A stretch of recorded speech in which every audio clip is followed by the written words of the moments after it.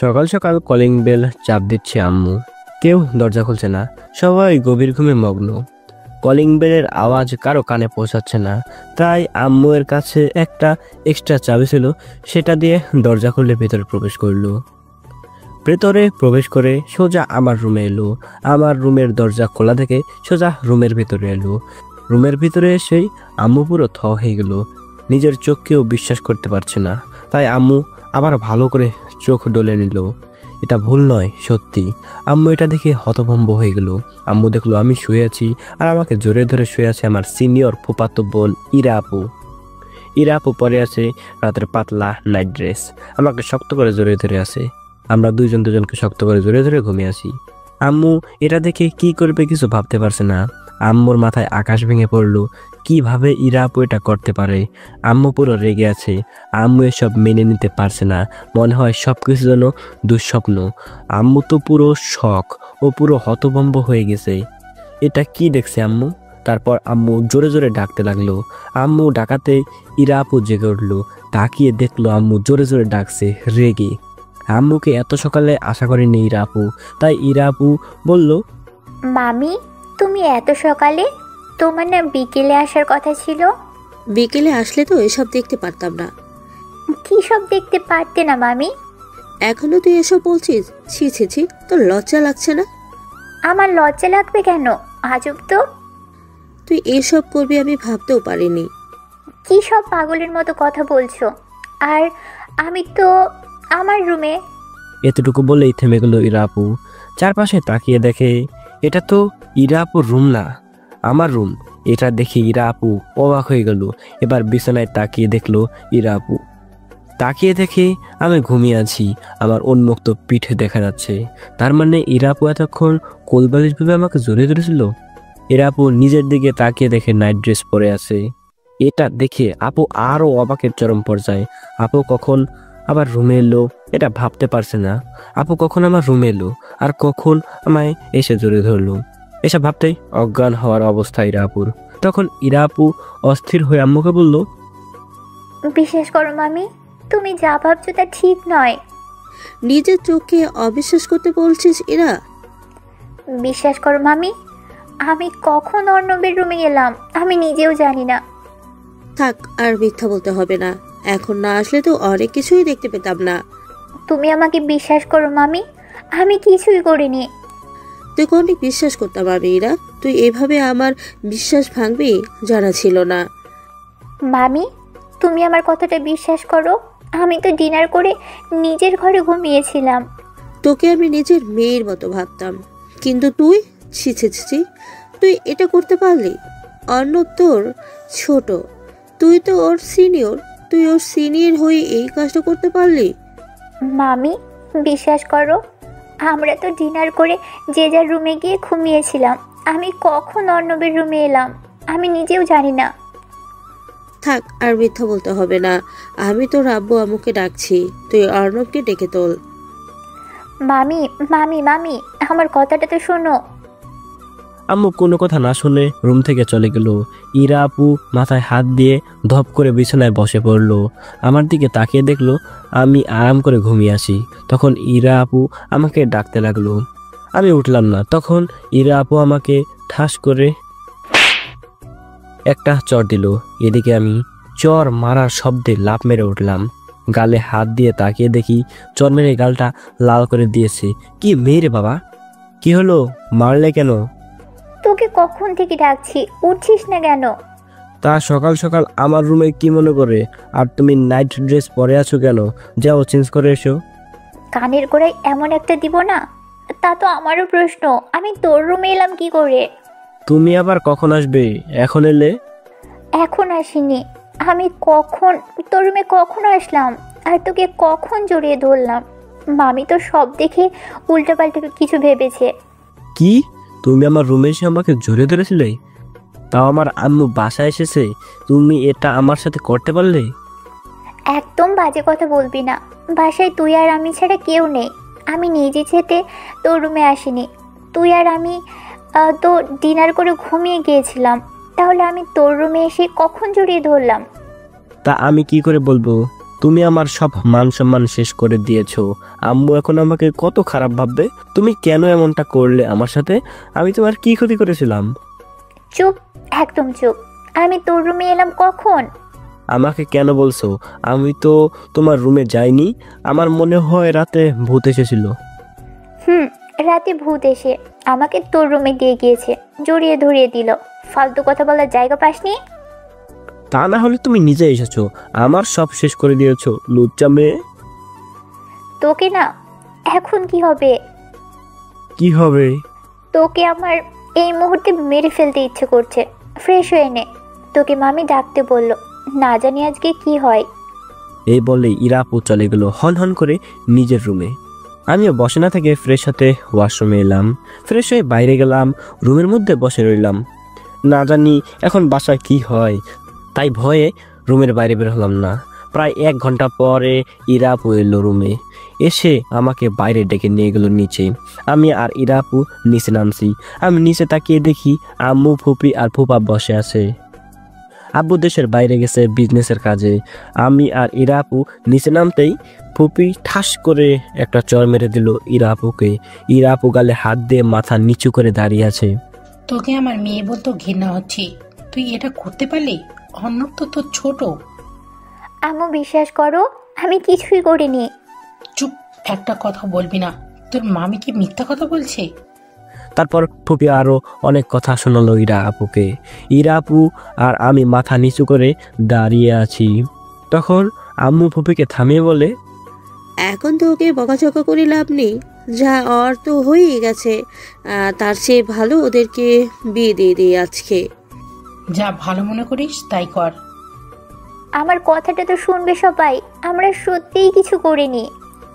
চুপ, আর একটা কথা বলবি না। তোর কোনো কথা শুনতে চাই না আমরা। তারপর ইরা আপু অনেক চেষ্টা করেও কিছু করতে পারলো না। আমি কিছুই বলিনি, কি বা বলার আছে আমার? কি আর করার? কাজে ডেকে সন্ধ্যায় বিয়েটা পরিয়ে দেওয়া হলো আমাদের। বিয়ে পরিয়ে দিয়ে ফুপি আর ফুপা চলে গেল। আমি এখন ছাদে দাঁড়িয়ে আছি। রাত প্রায় 10টা বাজে। ছাদে দাঁড়িয়ে ভাবছি কি থেকে কি হয়ে গেল, একদিনের ভিতরে কি হয়ে গেল। আপনারা হয়তো ভালোভাবে সবকিছু বুঝতে পারছেন না। চলুন একটু ফ্ল্যাশব্যাকে যাই, তাহলে সবকিছুই বুঝতে পারবেন। ফ্ল্যাশব্যাক।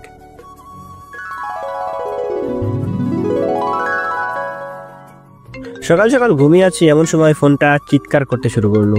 মনে হচ্ছে কেউ ফোনটাকে হত্যা করার জন্য নিয়ে যাচ্ছে। বিরক্ত হয়ে ফোনটা কেটে দিলাম। এমনি কাঁচা ঘুম পাচ্ছে খুব। আবার চোখটা বন্ধ করতেই আবার ফোনটা চিৎকার দিয়ে উঠলো। মেজাজ পুরো 420। ঘুম চোখে ফোনটা হাতে নিলাম। মন চাচ্ছে এক আছাড় দিয়ে ফোনটাকে আত্মহত্যা করে দেই। ফোনটা আছাড় দেওয়ার জন্য হাতটা উঠালাম, কিন্তু ভাবলাম এটা তো ফোনটার দোষ না, যে ফোন দিয়েছে তার একমাত্র দোষ। ফোনটার ভাগ্য ভালো এই যাত্রায় বেঁচে গেল। ফোনটা রিসিভ করে নাম্বার না দেখেই বলতে শুরু করলাম, কোন শালারে আমার কাঁচা ঘুমটা ভেঙে দিলি রে? তোর কপালে বউ জুটবে না, আর জুটলেও তোর বউয়ের বাচ্চা ল্যাংটা হয়ে জন্মাবে, মিলিয়ে নিস। ওপাশ থেকে একটা রমণী সুন্দরী মন জুড়ানো কণ্ঠে বলে উঠল, কানের গোড়ায় এমন একটা দিব না, ঠিক হয়ে যাবি। কি সব আজে বাজে কথা বলছিস? আজব তো, চেনেন না জানেন না তুই করে বলছেন। মা বাবা কি ভদ্রতা শেখায়নি? দেখ অর্ণব, আমার কিন্তু রাগ উঠতেছে। এই মেয়ে, আপনি আমার নাম জানলেন কোথায়? এবার মার খাবি বলে দিলাম। ফোনে তাকিয়ে দেখ, মনে হয় নেশা করেছিস। আমি আবার ফোনে তাকিয়ে অবাক। হায় আল্লাহ, এটা তো ইরা আপু। আমি উল্টাপাল্টা অনেক কিছুই বলে ফেললাম, আর আপু আমাকে ফোন দিল। ভাবতেই পারছি না, তাই আমি ইরা আপুকে বললাম, আপু তুমি হঠাৎ করে? এবার মনে পড়েছে তাহলে? আসলে হয়েছে কি, আমি ঘুমিয়েছিলাম, না দেখে বিরক্ত হয়ে ফোনটা রিসিভ করেছিলাম, তো তাই। তুমি কিছু মনে করো না। কি, তুই এখনো ঘুমোচ্ছিস? তো কি করব, আমি কি কোনো ঐতিহাসিক কাজ করতে যাব নাকি? তোকে মামি কিছু বলেনি? কি বলবে? এই যে আমি তোদের বাসায় যাচ্ছি আর তোকে আনতে আসতে বলেছি বাস স্টপে। আম্মু তো কিছুই বলেনি। আমি কিছুই জানি না, 10 মিনিটের মধ্যেই আই বাস স্টপে। ঠিক আছে, যাচ্ছি। আমি লাফ মেরে বিছানা থেকে উঠে পড়লাম। উঠে ফ্রেশ হতে ওয়াশরুমে গেলাম। ফ্রেশ হয়ে সোজা নিচে এলাম। নিচে এসে দেখলাম আম্মুকে চিন্তিত মনে হচ্ছে। আমি আম্মুকে চিন্তিত দেখে বললাম, আম্মু তোমায় চিন্তিত দেখাচ্ছে কেন? কিছু কি হয়েছে? ওসব পরে হবে, আগে জাইরাকে নিয়ে আয়, ও মনে হয় চলে এসেছে এতক্ষণ। তুমি এখন বলছো? ইরা আপু চলে এসেছে, আমাকে ফোন দিয়েছিল।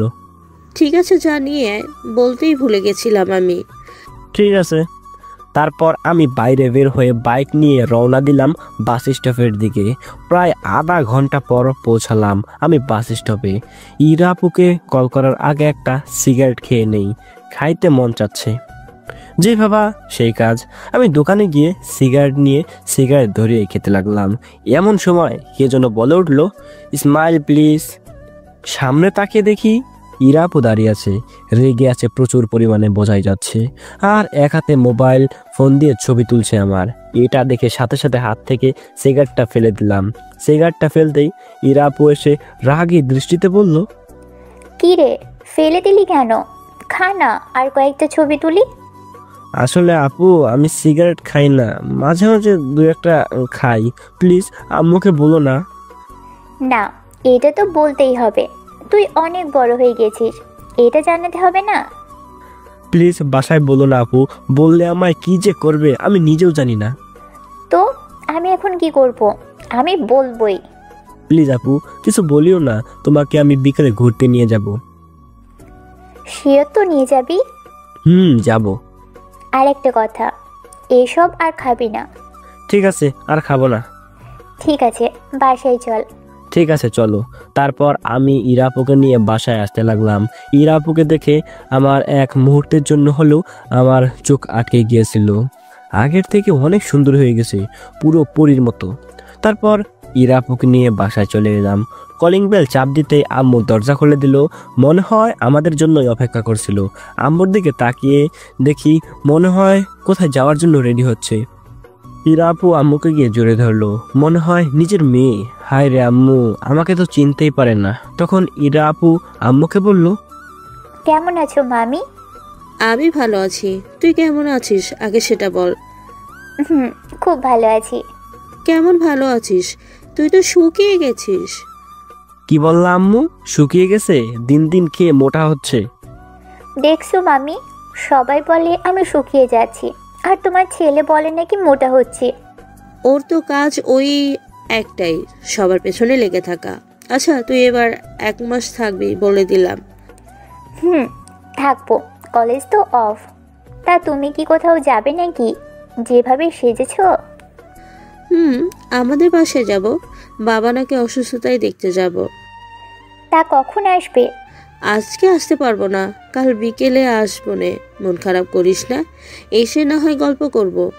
ঠিক আছে।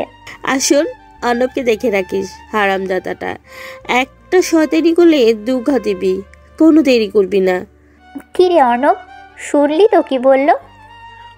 শুনলাম, সব আমাকে মারার প্ল্যান। ঠিক আছে, তোরা সাবধানে থাকিস, আর ওকে বাসার বাইরে যেতে দিবি না।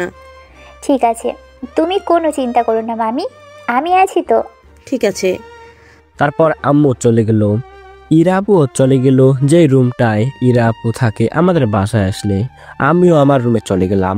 অনেক ক্লান্ত, তাই ফ্রেশ হয়ে দিলাম এক ঘুম। বিকেলে ইরা আপুর ডাকে ঘুম ভাঙলো। ইরা আপু বলল, কি রে, উঠ তাড়াতাড়ি, বিকেল হয়ে গেছে। বিকেল হয়েছে তো আমি কি করব? কি করবি মানে? এখন না আমাকে ঘুরতে নিয়ে যাওয়ার কথা ছিল? তো তো নিয়ে যাবি না? না, নিয়ে যাব না। কি করবে কি? এখন মামিকে সব ছবিগুলো পাঠিয়ে দিব। তো দাও না, বাধা দিয়েছে কে? তখন আম্মু বাসায় ছিল, তাই ঘুরতে নিয়ে যাওয়ার কথা বলেছিলাম। এখন তো আম্মু নাই, নো টেনশন, আম্মুকে চাইলেও দেখাতে পারবে না। বাসায় আসলে দেখিয়ে দিব, তখন পা ধরলেও কাজ হবে না বলে দিলাম। তোমার পা ধরতে যাব আমি? আমার বইয়ে গেছে। ঠিক আছে, দেখা যাবে। সন্ধ্যায় তো আমার কাছে আসতেই হবে। খাবি কি? হোটেল থেকে নিয়ে আসবো, আমার চিন্তা করতে হবে না।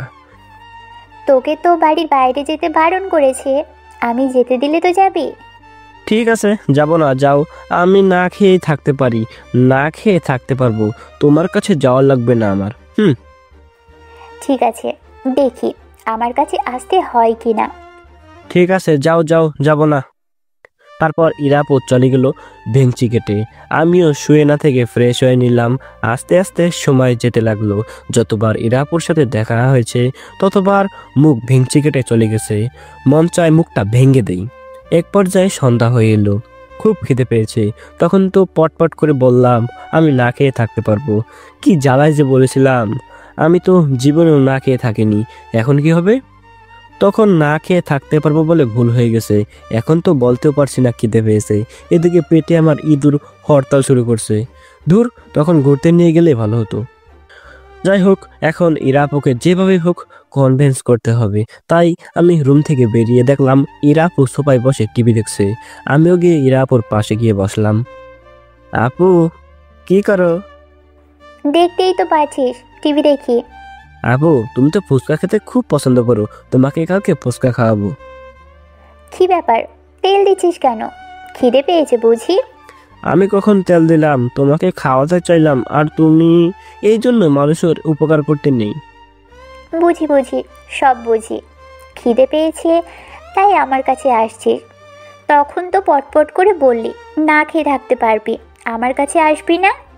আমি তো তখন ভুলে বলেছিলাম। যাও, এবার কথা দিলাম কালকে তোমাকে ফুচকা খেতে নিয়ে যাব। না, এখন হবে।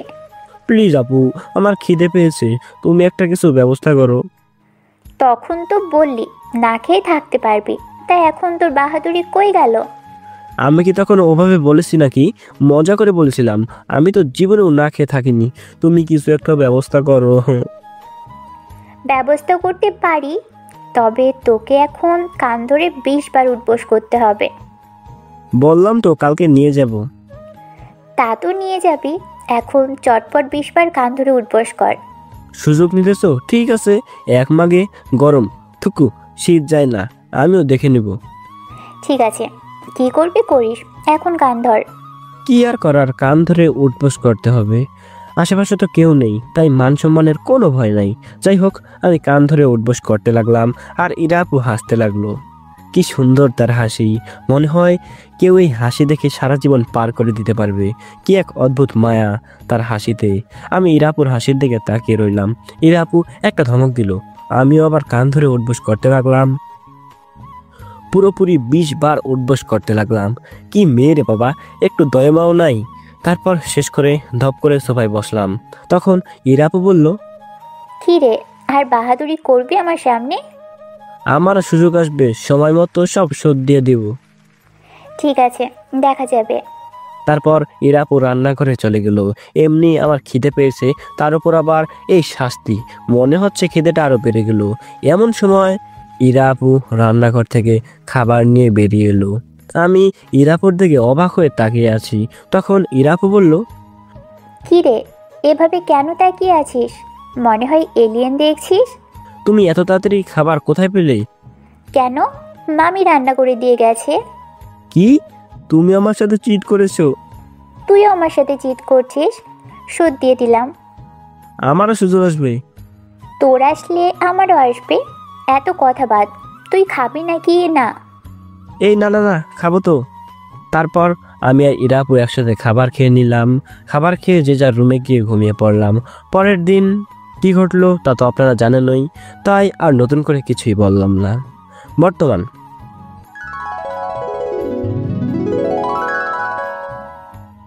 বর্তমানে ছাদে দাঁড়িয়ে আছি আর ভাবছি একদিনে কি থেকে কি হয়ে গেল। কালকে সিঙ্গেল গ্রুপের মেম্বার ছিলাম, আর আজই সেই যোগ্যতা হারিয়ে ফেললাম। কালকে সে আমার বড় আপু ছিল, আর আজই সে আমার বউ। ছাদে কিছু সময় কাটিয়ে রুমের সামনে এলাম। রুমের সামনে এসে ভাবতে লাগলাম, ভিতরে যাব কি যাব না। এখন যেহেতু বিয়েটা হয়ে গেছে, তাই সে আমার বউ, মেনে নেওয়া ছাড়া আর উপায় নেই। তাই রুমের ভিতরে প্রবেশ করলাম। ঠাস করে দরজা লাগিয়ে দিলাম। ঠাস করে দরজা বন্ধ করাতেই ইরা আপু থুকু থুকু থুকু। ইরা চমকে উঠল, কিছুই বলল না। আমি দরজা বন্ধ করে দরজার সামনে দাঁড়িয়ে ভাবতে লাগলাম, এখন আমার কি করা উচিত। আমি তো জীবনেও বাসর করিনি, তবে শুনেছি বাসর করে বউ স্বামীকে সালাম করে। কই, আমার তো কিছুই করছে না। আমি কিছুক্ষণ ভেবে ইরা সামনে গেলাম। ঘোমটা দিয়ে আছে, তাই ঘোমটা তুললাম। ভাই রে ভাই, আমি মনে হয় ভুল করে এখানে আসছি। ঘোমটা তুলতে দেখলাম ইরা রেগে বুম হয়ে তাকিয়ে আছে আমার দিকে। মনে হয় বাসর ঘরে স্বামী মারা যাওয়ার ইতিহাস ঘটবে আজকে। আমি ইরাকে শান্ত গলায় বললাম, বউ, তুমি কিছু নিয়ে রেগে আছো? তোমাকে রাগলে কিন্তু হেভি লাগে। কি রে, কে তোর বউ? কেন? তুমি আমার কিউট আদরের বউ। মেরে মুখ ভেঙে দিব। একদম বউ বউ বলবি না। আমি এই বিয়ে মানি না। কখনো আমায় স্পর্শ করার চেষ্টা করবি না। আমার বউকে আমি স্পর্শ করবো না তো এটা কেমন কথা? আর আজকে আমাদের বাসর রাত, যা হওয়ার হয়ে গেছে। আমি তো তোমায় মেনে নিয়েছি। নিকুচি করেছে তোর বাসর রাতের। আমি এই বিয়ে মানি না। তুই প্ল্যান করে এসব করেছিস। আজব তো, আমি কেন প্ল্যান করে এসব করব? দেখ, আমাকে যদি টাচ করিস এমন একটা থাপ্পড় খাবি 3 দিন ধরে শুনতে পাবি না। তুই আমার সাথে প্ল্যান করে এসব করেছিস। আমি থাকতে এসেছিলাম কয়েকদিনের জন্য থাকতে এসে কি হয়ে গেল? এ বললেই কেঁদে দিল। তবে কাঁদলে ছোট বাচ্চাদের মতো লাগে। মন চায় থাপড়াইয়া সারাদিন রাত কাটাই। আমি তখন বললাম, তোমাকে কাঁদলে অনেক কিউট লাগে বউ, কাঁদো, আরো বেশি করে কাঁদো। আবার তুই বউ বলছিস? বলছি না আমি এই বিয়ে মানি না। কাছে আসার চেষ্টা করবি না আমার। ঠিক আছে, বলবো না।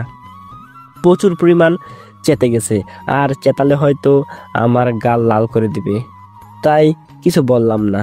এজন্যই বলে মেয়ে মানুষকে চেতানোর চেয়ে পাগলকে চেতানো ভালো। তাই আমিও আর চেতালাম না।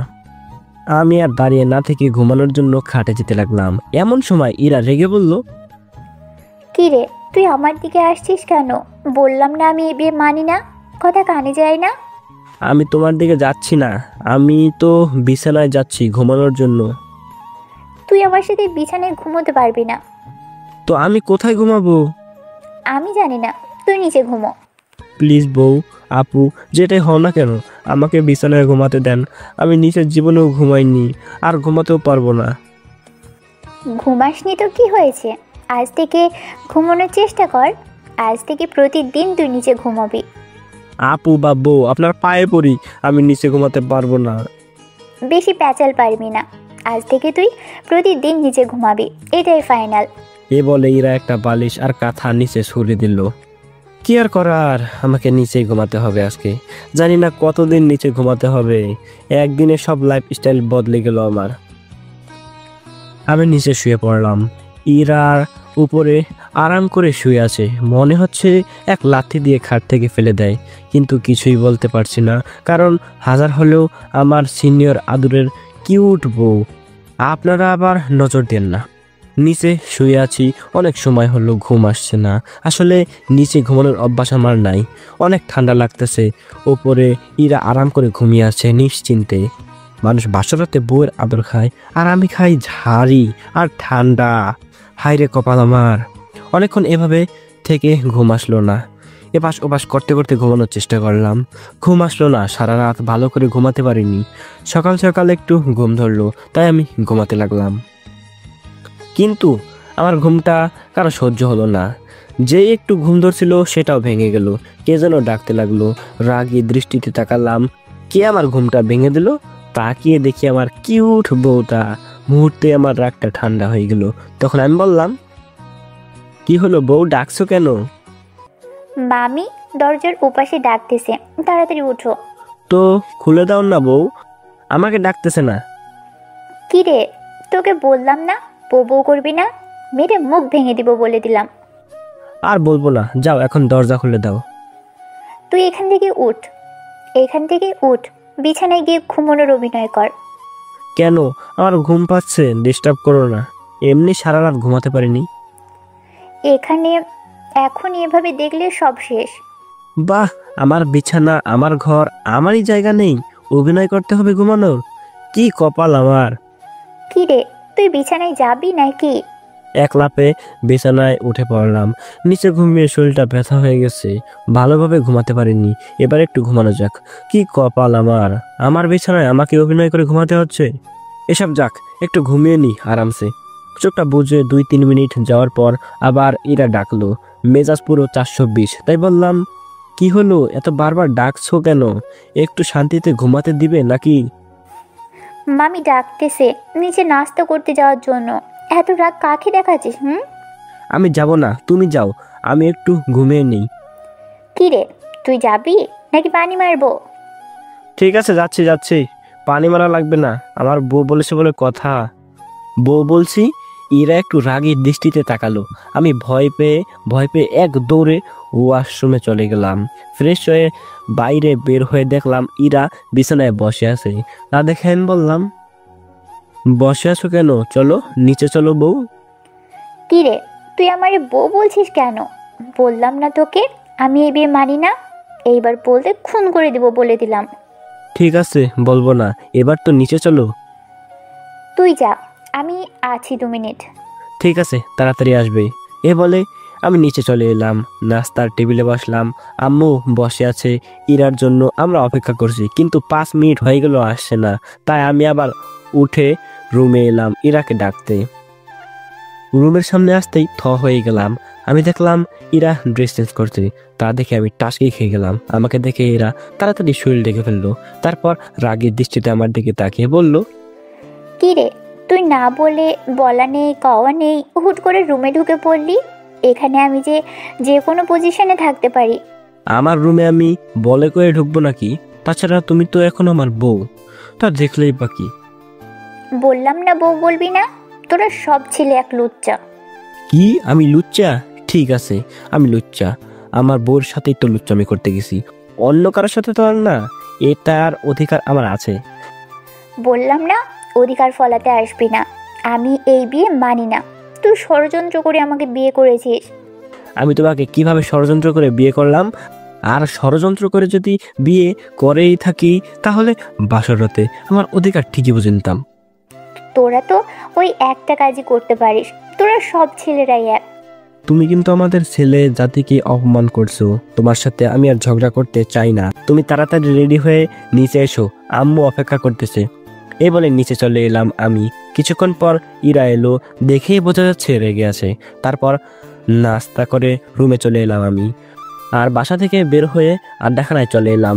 আড্ডাখানায় এসে দেখি ফাহাদ বসে আছে। আগেই বলে রাখি, ফাহাদ হচ্ছে আমার একমাত্র বেস্ট ফ্রেন্ড, কলিজার টুকরা বন্ধু। আমাকে দেখে ফাহাদ বলল, কে রে, বউকে পেয়ে আমাদের ভুলে গেলি নাকি? ভুলে যাব কেন? তোকে কি আমি বলতে পারি? তোকে তো আমি খুঁজে বেড়াচ্ছি। বিয়ে উপলক্ষে ট্রিট নিবি না? তার বলতে দে না, কি দিবি? এই না হলে আমার ফ্রেন্ড। এই নে। এই বলে কয়েকটা উড়াধুরা মেরে দিলাম।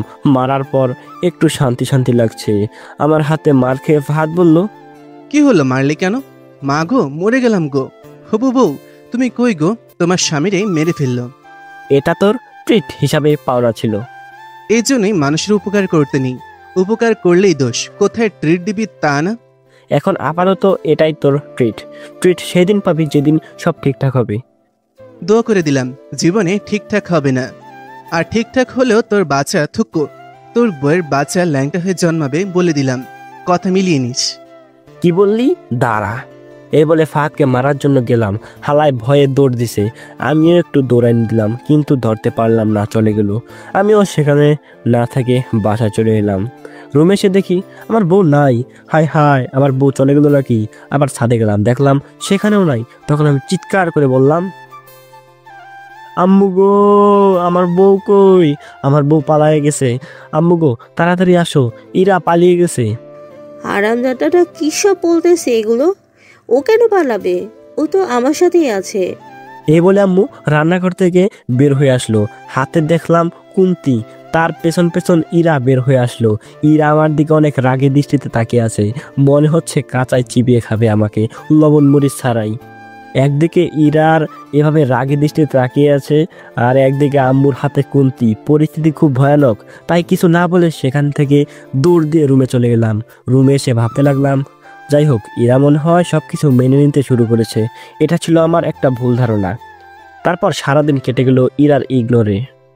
আমাকে দেখলে ইগনোর করে, কথা বলতে চাইলেও কথা বলে না, পাশ কাটিয়ে চলে যায়।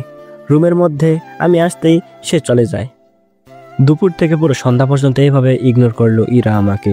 মনটা একটু স্যাদ কইরা উঠলো।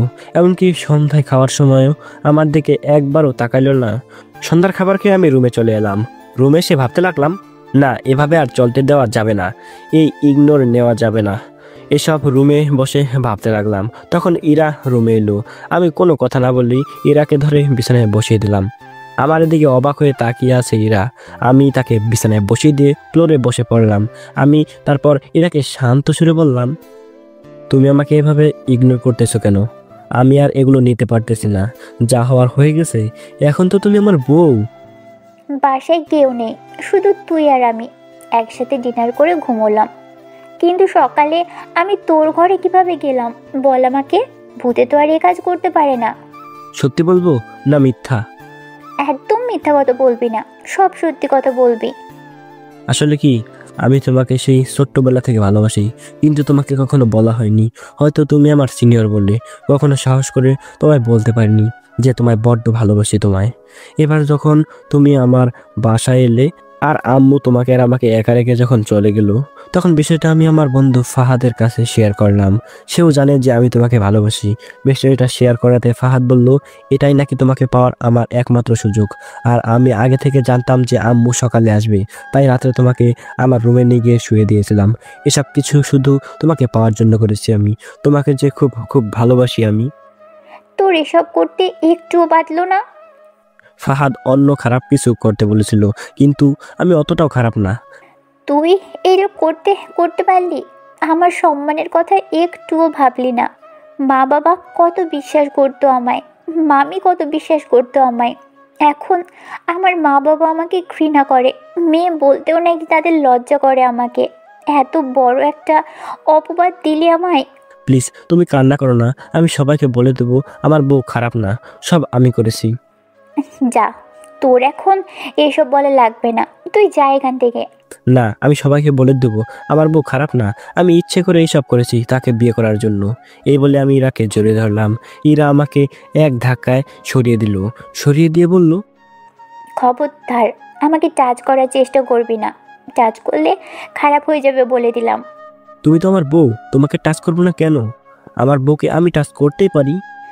আমি এই বিয়েটাই মানি না, সেখানে আবার বউ?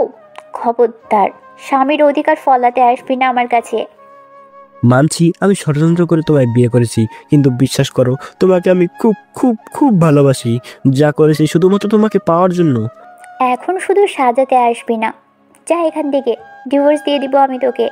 প্লিজ তুমি এভাবে বলো না, আমার খুব কষ্ট হচ্ছে, খুব ভালোবাসি তোমায়, বিশ্বাস করো। হাত ধরে কথাটা বললাম। একদম টাচ করার চেষ্টা করবি না আমায়। কখনো কিছু করার চেষ্টা করলে আমি আত্মহত্যা করব, এই বলে দিলাম। এর জন্য শুধু তুই দায়ী থাকবি। প্লিজ তুমি এভাবে বলো না। আমি তোমাকে তোমার অনুমতি ছাড়া কখনো টাচ করব না, তবুও তুমি নিজের কোনো ক্ষতি করো না।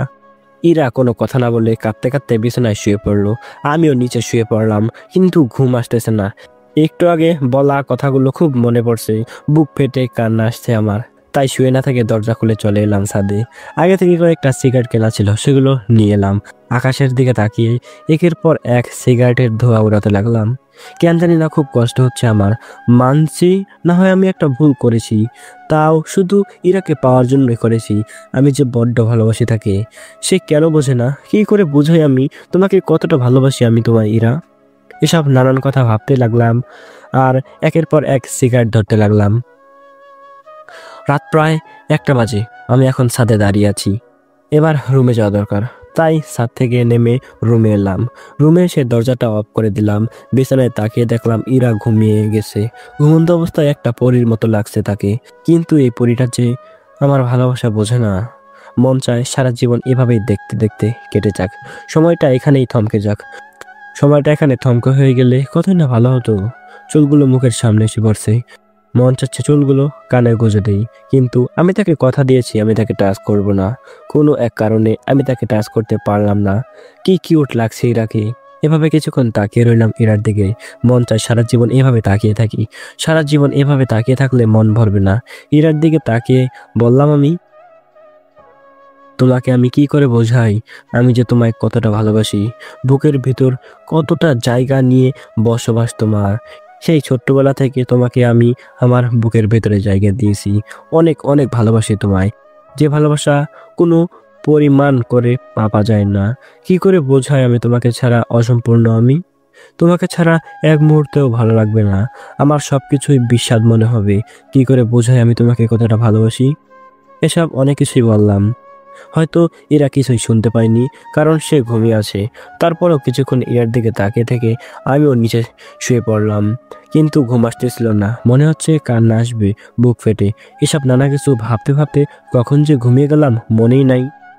ডিস্টার্ব করবো না আর এরাকে। জোর করে তো আর ভালোবাসা পাওয়া যায় না। ও ওর মতো থাকুক, আমি আমার মতো।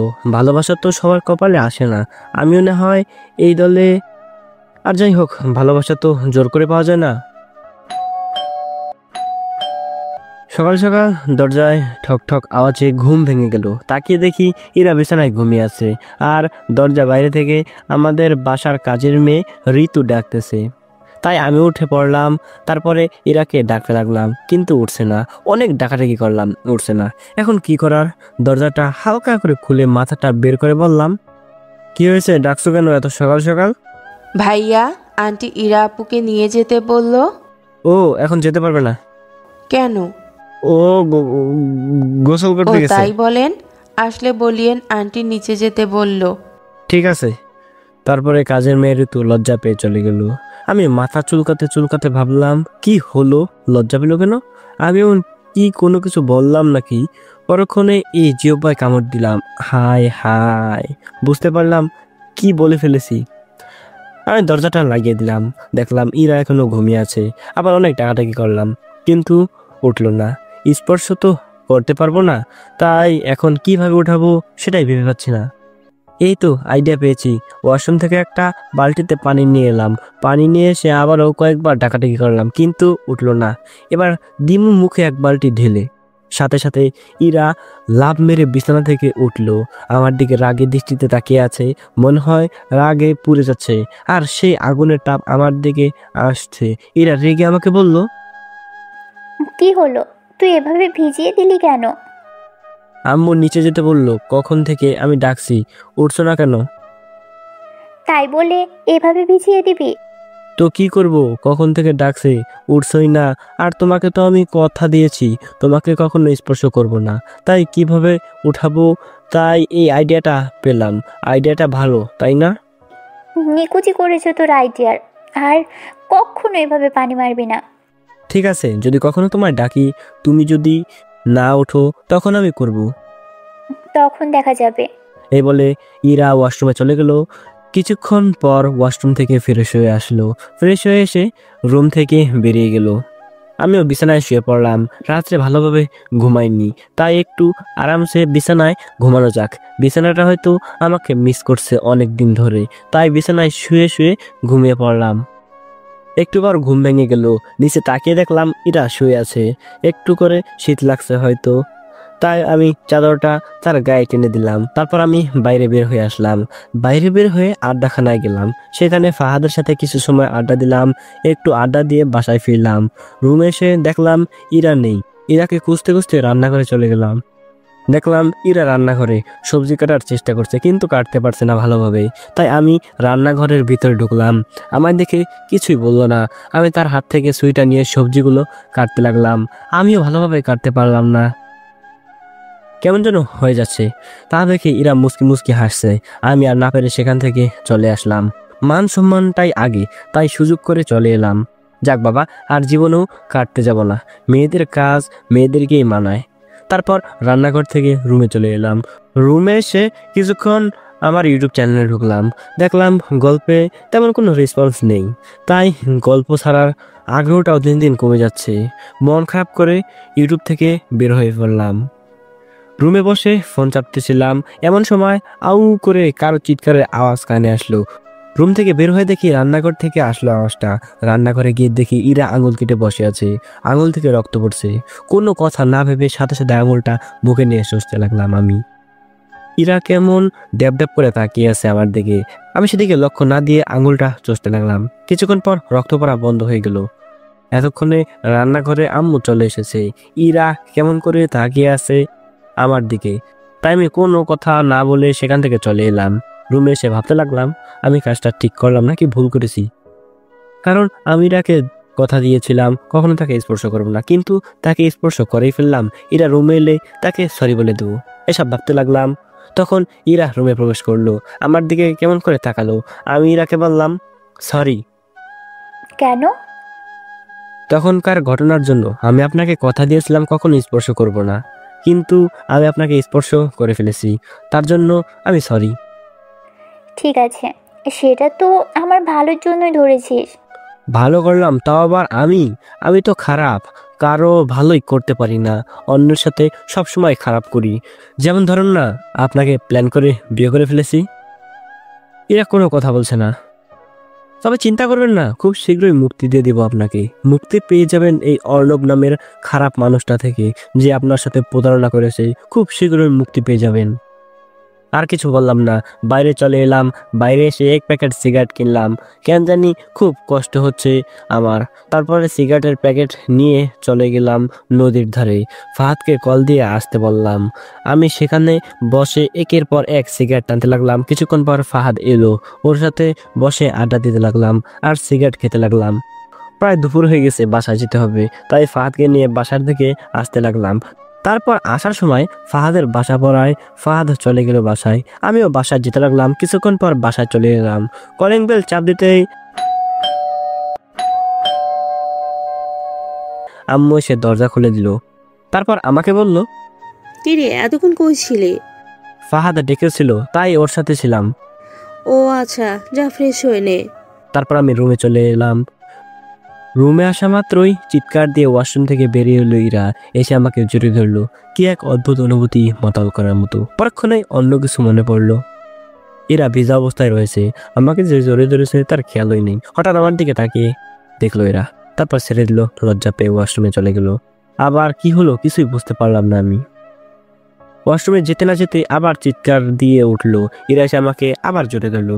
কি হচ্ছে কিছুই তো আমি বুঝতে পারছি না। আমি তাকে বললাম, কি হলো, এভাবে জড়িয়ে ধরছেন কেন, আর এসব কি হচ্ছে আমার সাথে? এরা আমাকে জড়িয়ে ধরে রয়েছে, তাছাড়া কোনো নাম নেই। এক বিব্রতিকর পরিস্থিতি। ইরা আমার বুকে মাথা রেখে আঙুল দিয়ে ইশারা করে ওয়াশরুমের দিকে দেখিয়ে বলল, আরশোলা? আমি হাসবো না কাঁদবো কিছুই বুঝতে পারছিলাম না। এত বড় একটা মেয়ে আরশোলা দেখে ভয় পায়। আমি ইরাকে সরিয়ে দিয়ে বললাম, এইভাবে ভেজা অবস্থায় আমার সামনে আসবে না কখনো, না হলে আমি নিজেকে কন্ট্রোল করতে পারবো না। তখন আবার শব্দ আমাকে দিবেন। আমার কথায় ইরা আমার দিকে কেমন করে তাকালো। তারপর নিজের দিকে তাকিয়ে দেখলো যে পুরো ভিজে অবস্থায় রয়েছে। এই অবস্থায় ইরার মনে হচ্ছে মাটির সাথে মিশে যেতে। তখন আমি বললাম, এত বড় একটা বড় মেয়ে আরশোলা দেখে ভয় পান? কি করব, আমি ছোটবেলা থেকে আরশোলা দেখে খুব ভয় পাই। দেখ না একটু আরশোলা আছে কিনা। ঠিক আছে দেখছি। এ বলে আমি ওয়াশরুমে দরজা খুলে ভিতরে গেলাম। দেখলাম আরশোলা নেই, চলে গেছে। তখন আমি বললাম, কোথায় আরশোলা? নেই তো, চলে গেছে, আপনি এবার গোসল করতে পারেন। আমার কথা এরা আমার পেছন দিক থেকে লুকিয়ে দেখার চেষ্টা করলো আসলে আছে নাকি। দেখলো যে নেই। তারপর এরা ওয়াশরুমে চলে গেল। আমিও বাইরে চলে এলাম। রুমের মধ্যে এসে বিছানায় বসে রইলাম। কিছুক্ষণ পর ইরা ওয়াশরুম থেকে বেরিয়ে এলো চুল মুছতে মুছতে। সারা ঘরে মনে হয় তার চুলের গন্ধ মাতরা হয়ে আছে। কি অদ্ভুত সুবাস, পাগল করার মতো। ভেজা চুল থেকে টপ টপ করে পানি পড়ছে। তার তাজা সুবাস সারা রুমে ছড়িয়ে পড়েছে। কি এক মাতাল করার মতো নেশা। আমি আর কিছু না ভেবে কাপড় নিয়ে ওয়াশরুমে চলে গেলাম। গোসল করে বাইরে বের হয়ে দেখি ইরা রাগী দৃষ্টিতে তাকিয়ে আছে আমার দিকে। মনে হচ্ছে কিছু একটা নিয়ে রেগে আছে। এমন কোনো কাজ আমি করিনি রেগে যাওয়ার, তাই সেদিকে পাত্তা দিলাম না আমি। তারপর আম্মু এসে আমাদের দুজনকে ডেকে নিয়ে এলো খাবার টেবিলে। দেখলাম ইরা আগে রাগী দৃষ্টিতে তাকিয়ে আছে আমার দিকে। বিষয়টা কিছুই বুঝলাম না, কি হলো, কেন এমন করতেছে। এভাবে পুরো বেলা কেটে গেল। যতবার ইরার সাথে দেখা হয়েছে ততবার রেগে রেগে তাকিয়েছিল আমার দিকে। এমনকি সন্ধ্যার সময় খাবার সত্ত্বেও আমার দিকে রেগেছিল। এভাবে রেগে থাকতে দেওয়া যাবে না। কি হয়েছে তাই সন্ধ্যার ডিনার করার পর আমি রুমে গিয়ে বসে রইলাম। তখন ইরা রুমে আসলো। আমি তাকে বললাম, দুপুর থেকে রেগে আছেন কেন? মনে হচ্ছে কিছু একটা নিয়ে রেগে আছেন। তোর ফোন বের কর। কেন? ফোন দিয়ে কি করবেন? আপনারটা তো আছেই। বের করতে বলছি, বের কর। ঠিক আছে, এই নিন। তারপর ফোনটা বের করে ইরাকে দিলাম। সাথে সাথে ইরা একটা নাম্বার আমাকে বের করে দেখালো। দেখলাম নাম্বারটা সেভ করা আছে মাই ক্রাশ নাম দিয়ে। এটা দেখে ইরা রেগে আছে। ভাবতেই পারছি না কেনই বা রাগ হয়ে থাকবে, কিছুই তো বুঝতে পারছি না। সে তো আমায় ভালোই বাসে না, তাহলে এটা নিয়ে রেগে যাওয়ার কারণ বুঝলাম না। তখন ইরা বলল, বল, কার নাম্বার এটা? কেন, দেখতে তো পাচ্ছেন মাই ক্রাশ দিয়ে লেখা আছে, তার মানে তো আমার ক্রাশ এরই হবে নাকি? এটা নিয়ে আপনার কোনো সমস্যা বা রেগে যাওয়ার কোনো কিছুই বুঝলাম না। বল, এটা কার নাম্বার? তোর ক্রাশের নিকুচি করেছি আমি। বল নাম্বারটা কার? আমি বলতে পারবো না। বলবি না তো? ঠিক আছে, আমিই কল দিচ্ছি। তারপর ইরা আমার ফোন দিয়ে সেই নাম্বারে কল করলো, সাথে সাথেই ইরার ফোনটা বেজে উঠলো। এটা দেখে ইরা কিছুই বলল না, ফোনটা আমাকে দিয়ে দিল আমারটা। তখন আমি বললাম, এক সময় ছিল ক্রাশ, কিন্তু এখন আর নাই। একটাই ছিল, একটাই বা রেখে লাভ কি, অযথাই মিথ্যা একটা নাম। এ বলে ইরার সামনেই নাম্বারটা ডিলিট করে দিলাম। ইরা বাধা দিতে চেয়েও পারলো না বাধা দিতে। তারপর ফোনটা টেবিলে রেখে নিচে বিছানা করে ঘুমাতে যাব এমন সময় ফোনটা চেঁচামেচি শুরু করে দিল। এক রাশ বিরক্ত নিয়ে ফোনটার দিকে তাকালাম, দেখলাম ফাহাদ কল করেছে। ফোনটা রিসিভ করতেই ওপাশ থেকে খুব খুশি খুশি কণ্ঠে ফাহাদ বলল, দোস্ত তুই কই? কেন রে, আমার কি এখন রাতে চুরি করতে যাওয়ার কথা ছিল নাকি? আরে ভাই বল, কোথায় আছিস? এত রাতে কোথায় থাকার কথা, বাসায় আছি। এই জায়গায় আয়। কেন, কি হয়েছে এত রাতে? মিতু খেতে বললো কি জানি সারপ্রাইজ দেবে আমাদের, আর আমিও ভাবছি ওকে আজকে প্রপোজ করে দেব। তুই যা, আমি গিয়ে কি করব, আমার ঘুম পাচ্ছে অনেক। আরে আয়, তোরে যেতে বলেছি। তুই থাকলে আমি একটু সাহস পাই, তাছাড়া তোদেরকেও ট্রিট দেবো ভাবছি। আগে বলবি তো। ঠিক আছে, যাচ্ছি, তুই থাক তোর বাসায়, আমি আসছি। না, তুই শুধু এই জায়গায় আয়। আগে থেকে চলে এসেছি আমি, এখানে বসে রয়েছি মৃত্যুর জন্য। ঠিক আছে, আমি যাচ্ছি। আসলে মিতু হচ্ছে ফাহাদের বেস্ট ফ্রেন্ড, আমারও ফ্রেন্ড। ফাহাদ গত 2 বছর ধরে মিতুকে ভালোবাসে, কিন্তু কখনো বলতে পারে নাই। তাই আজ নাকি বলবে, সেই কারণে আমাকে যেতে বললো। আর ট্রিট দিলে তো কোনো কথাই নেই, সবার আগে আমি। ফোন রেখে দিয়ে ইরার দিকে তাকালাম, দেখলাম ঘুমোয়নি, বিছানায় বসে আছে, আমার দিকে তাকিয়ে আছে। তখন আমি বললাম, কি হলো, এভাবে তাকিয়ে আছেন কেন? এত রাতে কোথায় যাবি তুই? আরে এসব বাদ দিন, আমাকে একটা সাহায্য করতে পারবেন? কি সাহায্য বল? আমি এখন বাইরে যাব। ফাহাদ একটা পার্টি দিতে চাইছে, ছোট্টখাটো ট্রিট দিবে। আপনি তো জানেন আম্মু আমায় যেতে দিবে না, তাই আমি এখন লুকিয়ে যাব। আর রাত্রে আপনাকে ফোন দিব, তখন আপনি দরজাটা খুলে দিন, আমি টুপ করে ভিতরে চলে আসব। তাহলে কেউ জানতেই পারবে না আমি বাইরে গেছিলাম। একটু সাহায্য করবেন? কি, তুই এখন বাইরে যাবি আর আমি কি করব? কেন, ঘুমাবেন? না, আমি এখন ঘুমোবো না, আর কোনো সাহায্য করতে পারবো না। কেন, কি করবেন এখন? তুই পার্টিতে যাবি আর আমি বাসায় ঘুমোবো, তাই না? এটা চলবে না, আমিও যাব তোর সাথে। কি, এত রাতে আপনিও যাবেন? এটা কিভাবে সম্ভব? আর আম্মু যেতে দিবে না? দিবে দিবে, আমরা তো লুকিয়ে যাব। না, আপনাকে আমি নিয়ে যেতে পারবো না। তুই নিয়ে যাবি না মানে? তোর ঘাড় নিয়ে যাবে। তুই নিয়ে না গেলে তুইও যেতে পারবি না, মামিকে সব বলে দিব আমি। ব্ল্যাকমেইল? তুই যা মনে করিস। আমার মতো একটা খারাপ মানুষের সাথে যাবেন? এটা কিভাবে হয়? যদি কোনো ক্ষতি করে দেয় আপনার? ঠিক আছে চলুন, অতটাও খারাপ নয় আমি। কথাটা শোনা মাত্রই ইরার মুখের হাসি ফুটে উঠলো। তারপর ইরা রেডি হলো, আমিও রেডি হলাম। এখন কথা হচ্ছে বাইরে যাব কিভাবে, দরজা তো বন্ধ করা। তাই আমি ভাবতে লাগলাম, এমন সময় ইরা বলল, কি হলো, কি ভাবছিস? ভাবছি এখন বাইরে যাব কিভাবে। দাঁড়ান, আমি আম্মুর রুম থেকে চাবিটা চুরি করে নিয়ে আসি। চুরি করতে হবে না। তো যাব কিভাবে, দরজা তো বন্ধ, খোলার জন্য চাবিটা লাগবে। মামি একটা চাবি আমাকে আগেই দিয়েছে, যদি কোনো সময় দরকার হয় ওইটা আছে, ওইটা দিয়ে খুলবো, চল। ঠিক আছে চলেন।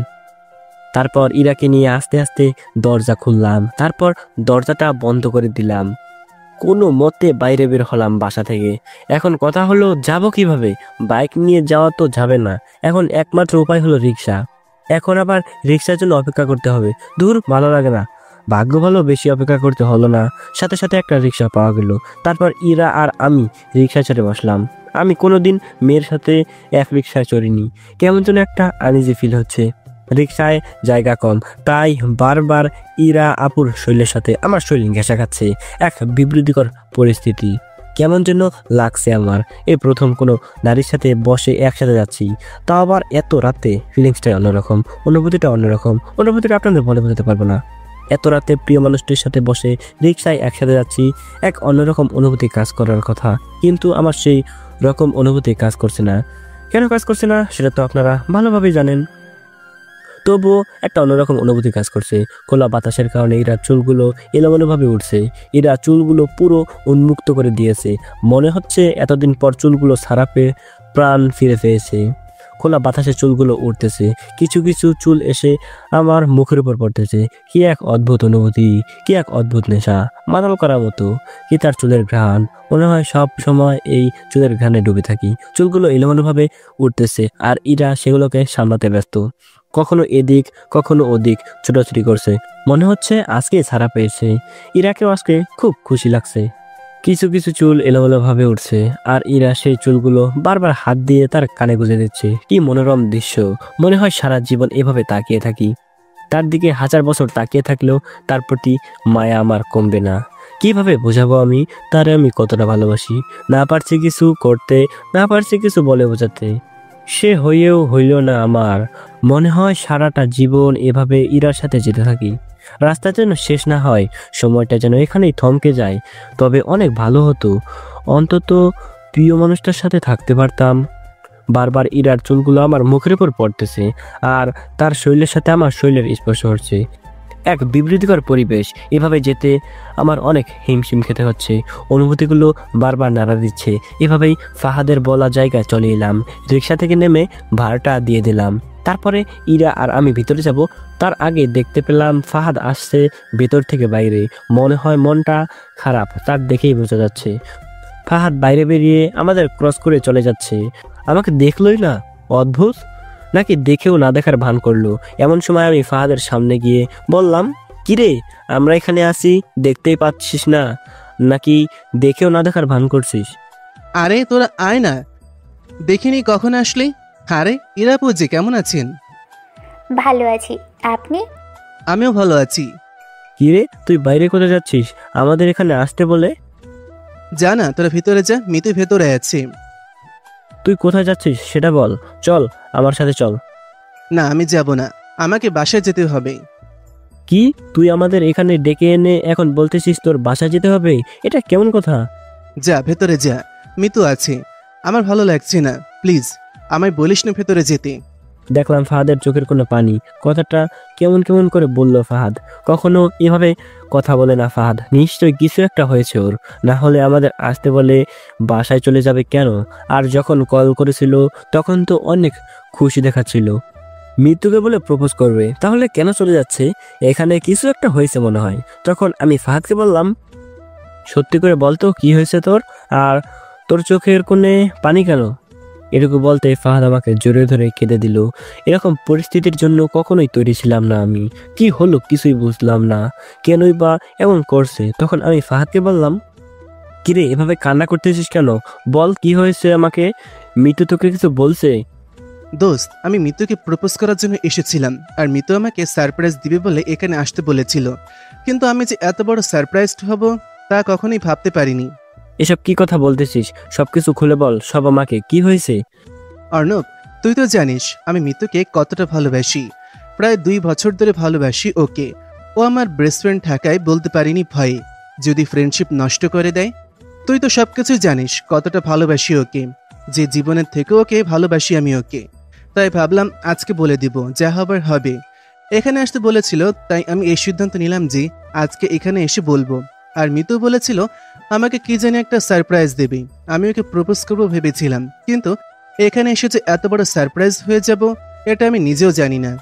আরে কি হয়েছে খুলে বল সবকিছু। তুই তো জানিস আমি 2 বছর ধরে ওকে ভালোবাসি। এখানে এসে সব শেষ হয়ে গেল। আরে বল না, কি শেষ হয়ে গেল? আর এভাবে কাঁদছিস কেন? আর মিতু কই? আজকে ভাবছিলাম এখানে মিমকে প্রপোজ করব। এখানে এসে দেখি মিমের সারপ্রাইজ হচ্ছে মিমের বয়ফ্রেন্ড। কি মিতুর বয়ফ্রেন্ড আছে? দোস্ত, 1 মাসের রিলেশন নাকি তাদের। আজ দেখাতে নিয়ে এলো আমাকে, এটাই তার সারপ্রাইজ। মন খারাপ করিস না দোস্ত, সবার ভাগ্যে তো আর ভালোবাসা জোটে না। যেমন আমাকে দেখ। কথাটা বলে ইরার দিকে তাকালাম, দেখলাম মন খারাপ করে দাঁড়িয়ে আছে ইরা। তোকে বোঝাতে পারছি না আমি কতটা না ভালোবাসি আমি তাকে। নিজের মনকে বোঝাতে পারছি না আমি। নিজেকে ধিক্কার দিতে ইচ্ছে করছে, কেন আগে বললাম না আমি। মন খারাপ করিস না দোস্ত, দেখবি তোর জীবনে অনেক ভালো মেয়ে আসবে। ভালো মেয়ে কি করবি দোস্ত? আমি যে মিতুকে খুব ভালোবাসি এটা কি করে বোঝাই আমি তাকে? থাক, মন খারাপ করিস না। আমাকে দেখ, আমি কি তোর মতো কান্না করছি নাকি? চল ভেতরে চল। না, আমি যাব না। গেলে আমি নিজেকে আটকাতে পারবো না। প্লিজ আমায় যেতে বলিস না। আরে চল, আমিও বেশিক্ষণ থাকবো না। গিয়ে শুধু মিতুর বয়ফ্রেন্ডকে দেখে আসবো। দেখবো সে তোর থেকে কত বেশি ভালো। দোস্ত তুই যা না, আমি যাব না। আরে চল, যাবো আর আসবো, শুধু চল। ফাহাদ যেতে চাচ্ছিল না, এক প্রকার জোর করেই নিয়ে গেলাম ভিতরে। দেখলাম মিতুয়ের সাথে একটা ছেলে দাঁড়িয়ে আছে, দেখে বোঝা যাচ্ছে শালা প্লে বয়। ফাহাদ তাদের দিকে তাকাচ্ছে না, নিচের দিকে তাকিয়ে আছে। চারপাশে তাকাতে দেখি ইরা নেই। গেল কই? চারপাশে দেখতে লাগলাম, গেল কই? এমন সময় ঠাস ঠাস করে দুইটা থাপ্পড়ের আওয়াজ পেলাম। সামনে তাকিয়ে দেখে আমি অবাক, এর আবার কি হলো? দুইটা থাপ্পড় খেয়ে গালে হাত দিয়ে দাঁড়িয়ে আছে মিতুর বয়ফ্রেন্ড। কি হলো কিছুই বুঝতে পারলাম না। চরগুলো দিয়েছে ইরা। ইরার আবার কি হলো কিছুই বুঝলাম না। সবকিছু যেন মাথার উপর দিয়ে যাচ্ছে। ইরাই বা কেন মিতুর বয়ফ্রেন্ডকে থাপ্পড় দিতে গেল, আর মিতুর বয়ফ্রেন্ডের বা কিছু বললো না কেন? মাথা নিচু করে দাঁড়িয়ে আছে। ইরাকে দেখে বোঝা যাচ্ছে প্রচন্ড রেগে আছে, চোখ মুখ লাল হয়ে গেছে, মনে হয় চোখ দিয়ে আগুন বের হবে। ইরা আবার মিতুর বয়ফ্রেন্ডকে থাপ্পড় দিতে হাত উঠালো। এবার মিতু ইরার হাত ধরে নেয়। ইরার রাগ ক্রমশ বেড়েই চলেছে। ইরার হাত ধরে মিতু বলে উঠল, আপনি কে? আর আমার বয়ফ্রেন্ডকে মারছেন কেন? ওকে জিজ্ঞেস কর আমি কে। নিলয় বল, এই মেয়েটা কে আর তোকে মারলো? তুই কিছু বললি না কেন? চুপচাপ দাঁড়িয়ে আছিস, বল কে মেয়েটা? নিলয় চুপচাপ মাথা নিচু করে দাঁড়িয়ে আছে। কি রে বল আমি কে। নিলয় আগের ন্যায় মাথা নিচু করে দাঁড়িয়ে আছে। তোকে বলতে হবে না, আমি বলতেছি আমি কে।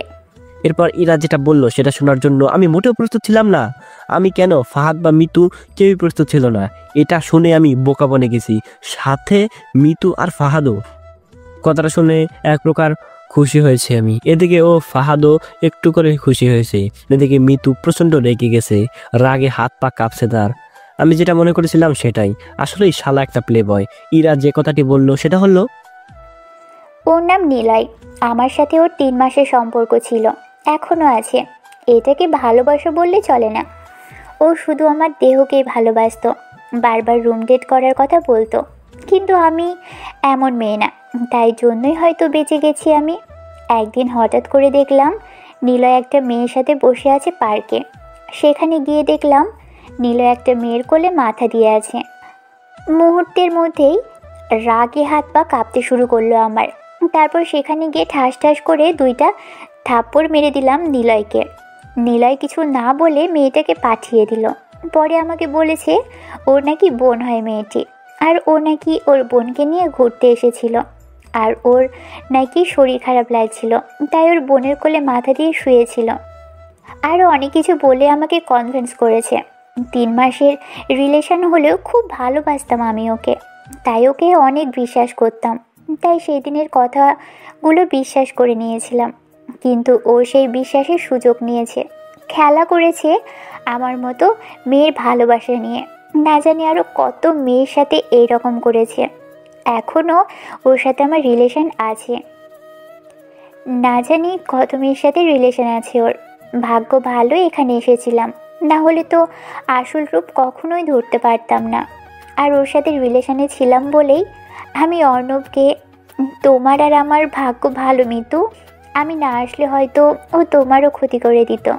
না জানি আর কতগুলো গার্লফ্রেন্ড আছে ওর, তোকে তো পুলিশে দেওয়া উচিত। এই কথাগুলো বলেছিল ইরা। কথাগুলো শুনে মিতু জাস্ট অবাক হয়ে গেছে, মুখ থেকে কোনো কথা বের হচ্ছে না, রাগে হাত পা কাঁপতেছে। এমন সময় ঠাস ঠাস করে আরও 2টা থাপ্পড়ের আওয়াজ পেলাম। দেখলাম নিলয় নামে ছেলেটি থাপ্পড় খেয়ে গালে হাত দিয়ে দাঁড়িয়ে আছে। 2 গালের থাপ্পড়গুলো দিয়েছে মিতু, এমন আরও 2টা থাপ্পড় দিয়ে দিল ইরা। বিষয়টা বুঝলাম না, এই মেয়েটার এত হাত চলে কেন?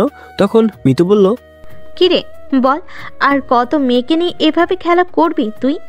জানোয়ারের বাচ্চা, তোকে তো পুলিশে দিতাম আমি, কিন্তু দিলাম না। যা, তোকে ছেড়ে দিলাম আমি এবারের মতো ঠিক হয়ে যাওয়ার জন্য। সর চোখের সামনে থেকে।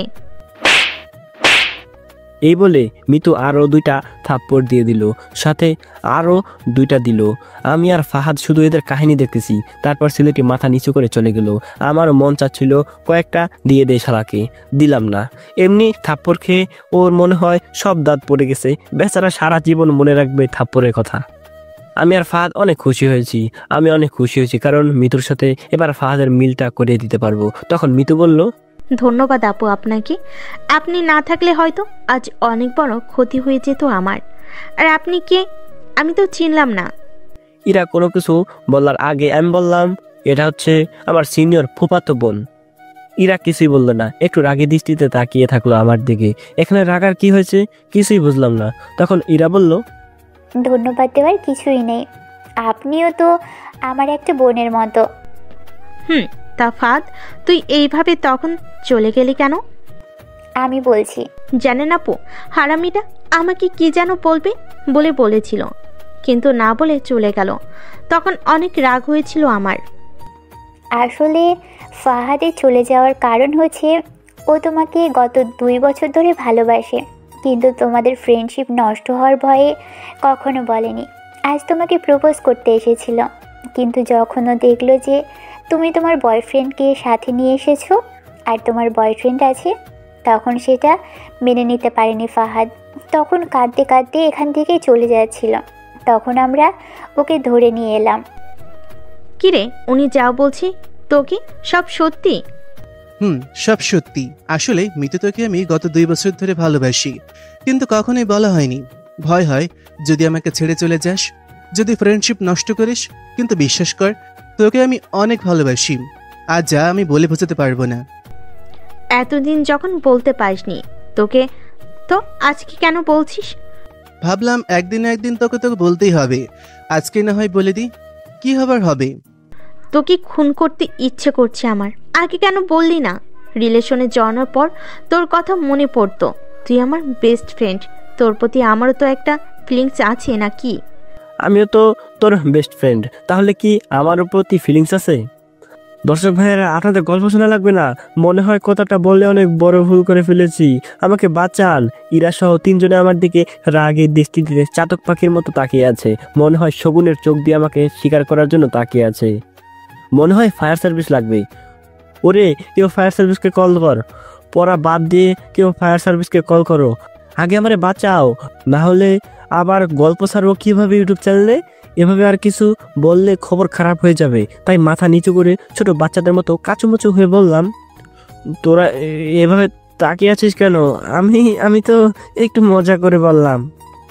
তাহলে ঠিক আছে, না হলে আজ তুই শেষ।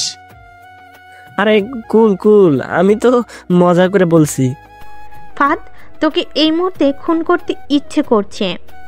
কেন? আমি আবার কি বললাম? তুই যে আমায় ভালোবাসিস সেটা অন্যের মুখ থেকে শুনতে হচ্ছে আমার। এই তো এখনই বললাম আমি তোকে ভালোবাসি, আবারও বলছি অনেক ভালোবাসি তোমায় আমি। তুমি কি আমায় ভালোবাসো না? বাসি, তবে এখন প্রপোজ করতে হবে আমায়। ঠিক আছে, করছি জানিমান।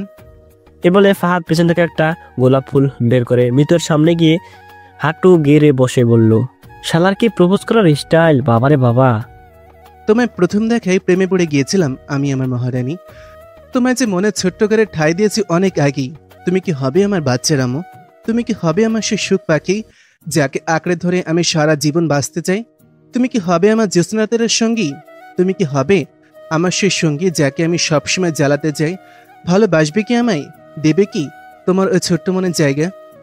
আমার এলোমেলো জীবনে প্রথম প্রণয় তুমি মিতু, আমার জীবনে সুখ তারা তুমি মিতু, আমার বাঁচা মারার জন্য পয়েন্ট তুমি মিতু। অবশেষে একটা কথাই বলতে চাই, ভালোবাসি, বড্ড ভালোবাসি তোমায়, অনেক ভালোবাসি, যা বলে প্রকাশ করতে পারবো না। I love you. হব তোমার বাচ্চার আম্মু, হব তোমার সেই জ্যোৎস্না রাতের সঙ্গী, হব তোর বেঁচে থাকার কারণ, হব তোমার সেই সুখ পাখি। তোমায় দিব আমার এই মনের ঘরে জায়গা। অনেক অনেক ভালোবাসবো, ভালোবাসা দিয়ে তোমার জীবনটা ভরিয়ে দিব। অনেক অনেক ভালোবাসি তোমায়, অনেক অনেক অনেক। I love you too. Mitu হাত থেকে ফুলটা নিয়ে ফাহাদকে শক্ত করে জড়িয়ে ধরলো। আমি আর ইরা মুসকি মুসকি হাসছি। তখন আমি কাশি দিয়ে বললাম, আমরা আছি এখানে, তোদের রোমান্টিক কথা পরে হবে, এখন আমার ট্রিট দে। দোস্ত, এখন না নিলে হয় না, আমার কাছে বেশি টাকা নেই। না না, তা বললে তো হবে না, অনেক কষ্ট হলো আজকে তোর জন্য আমাদের। প্লিজ দোস্ত, কালকে নিস, আজকে বেশি টাকা নিয়ে আসিনি।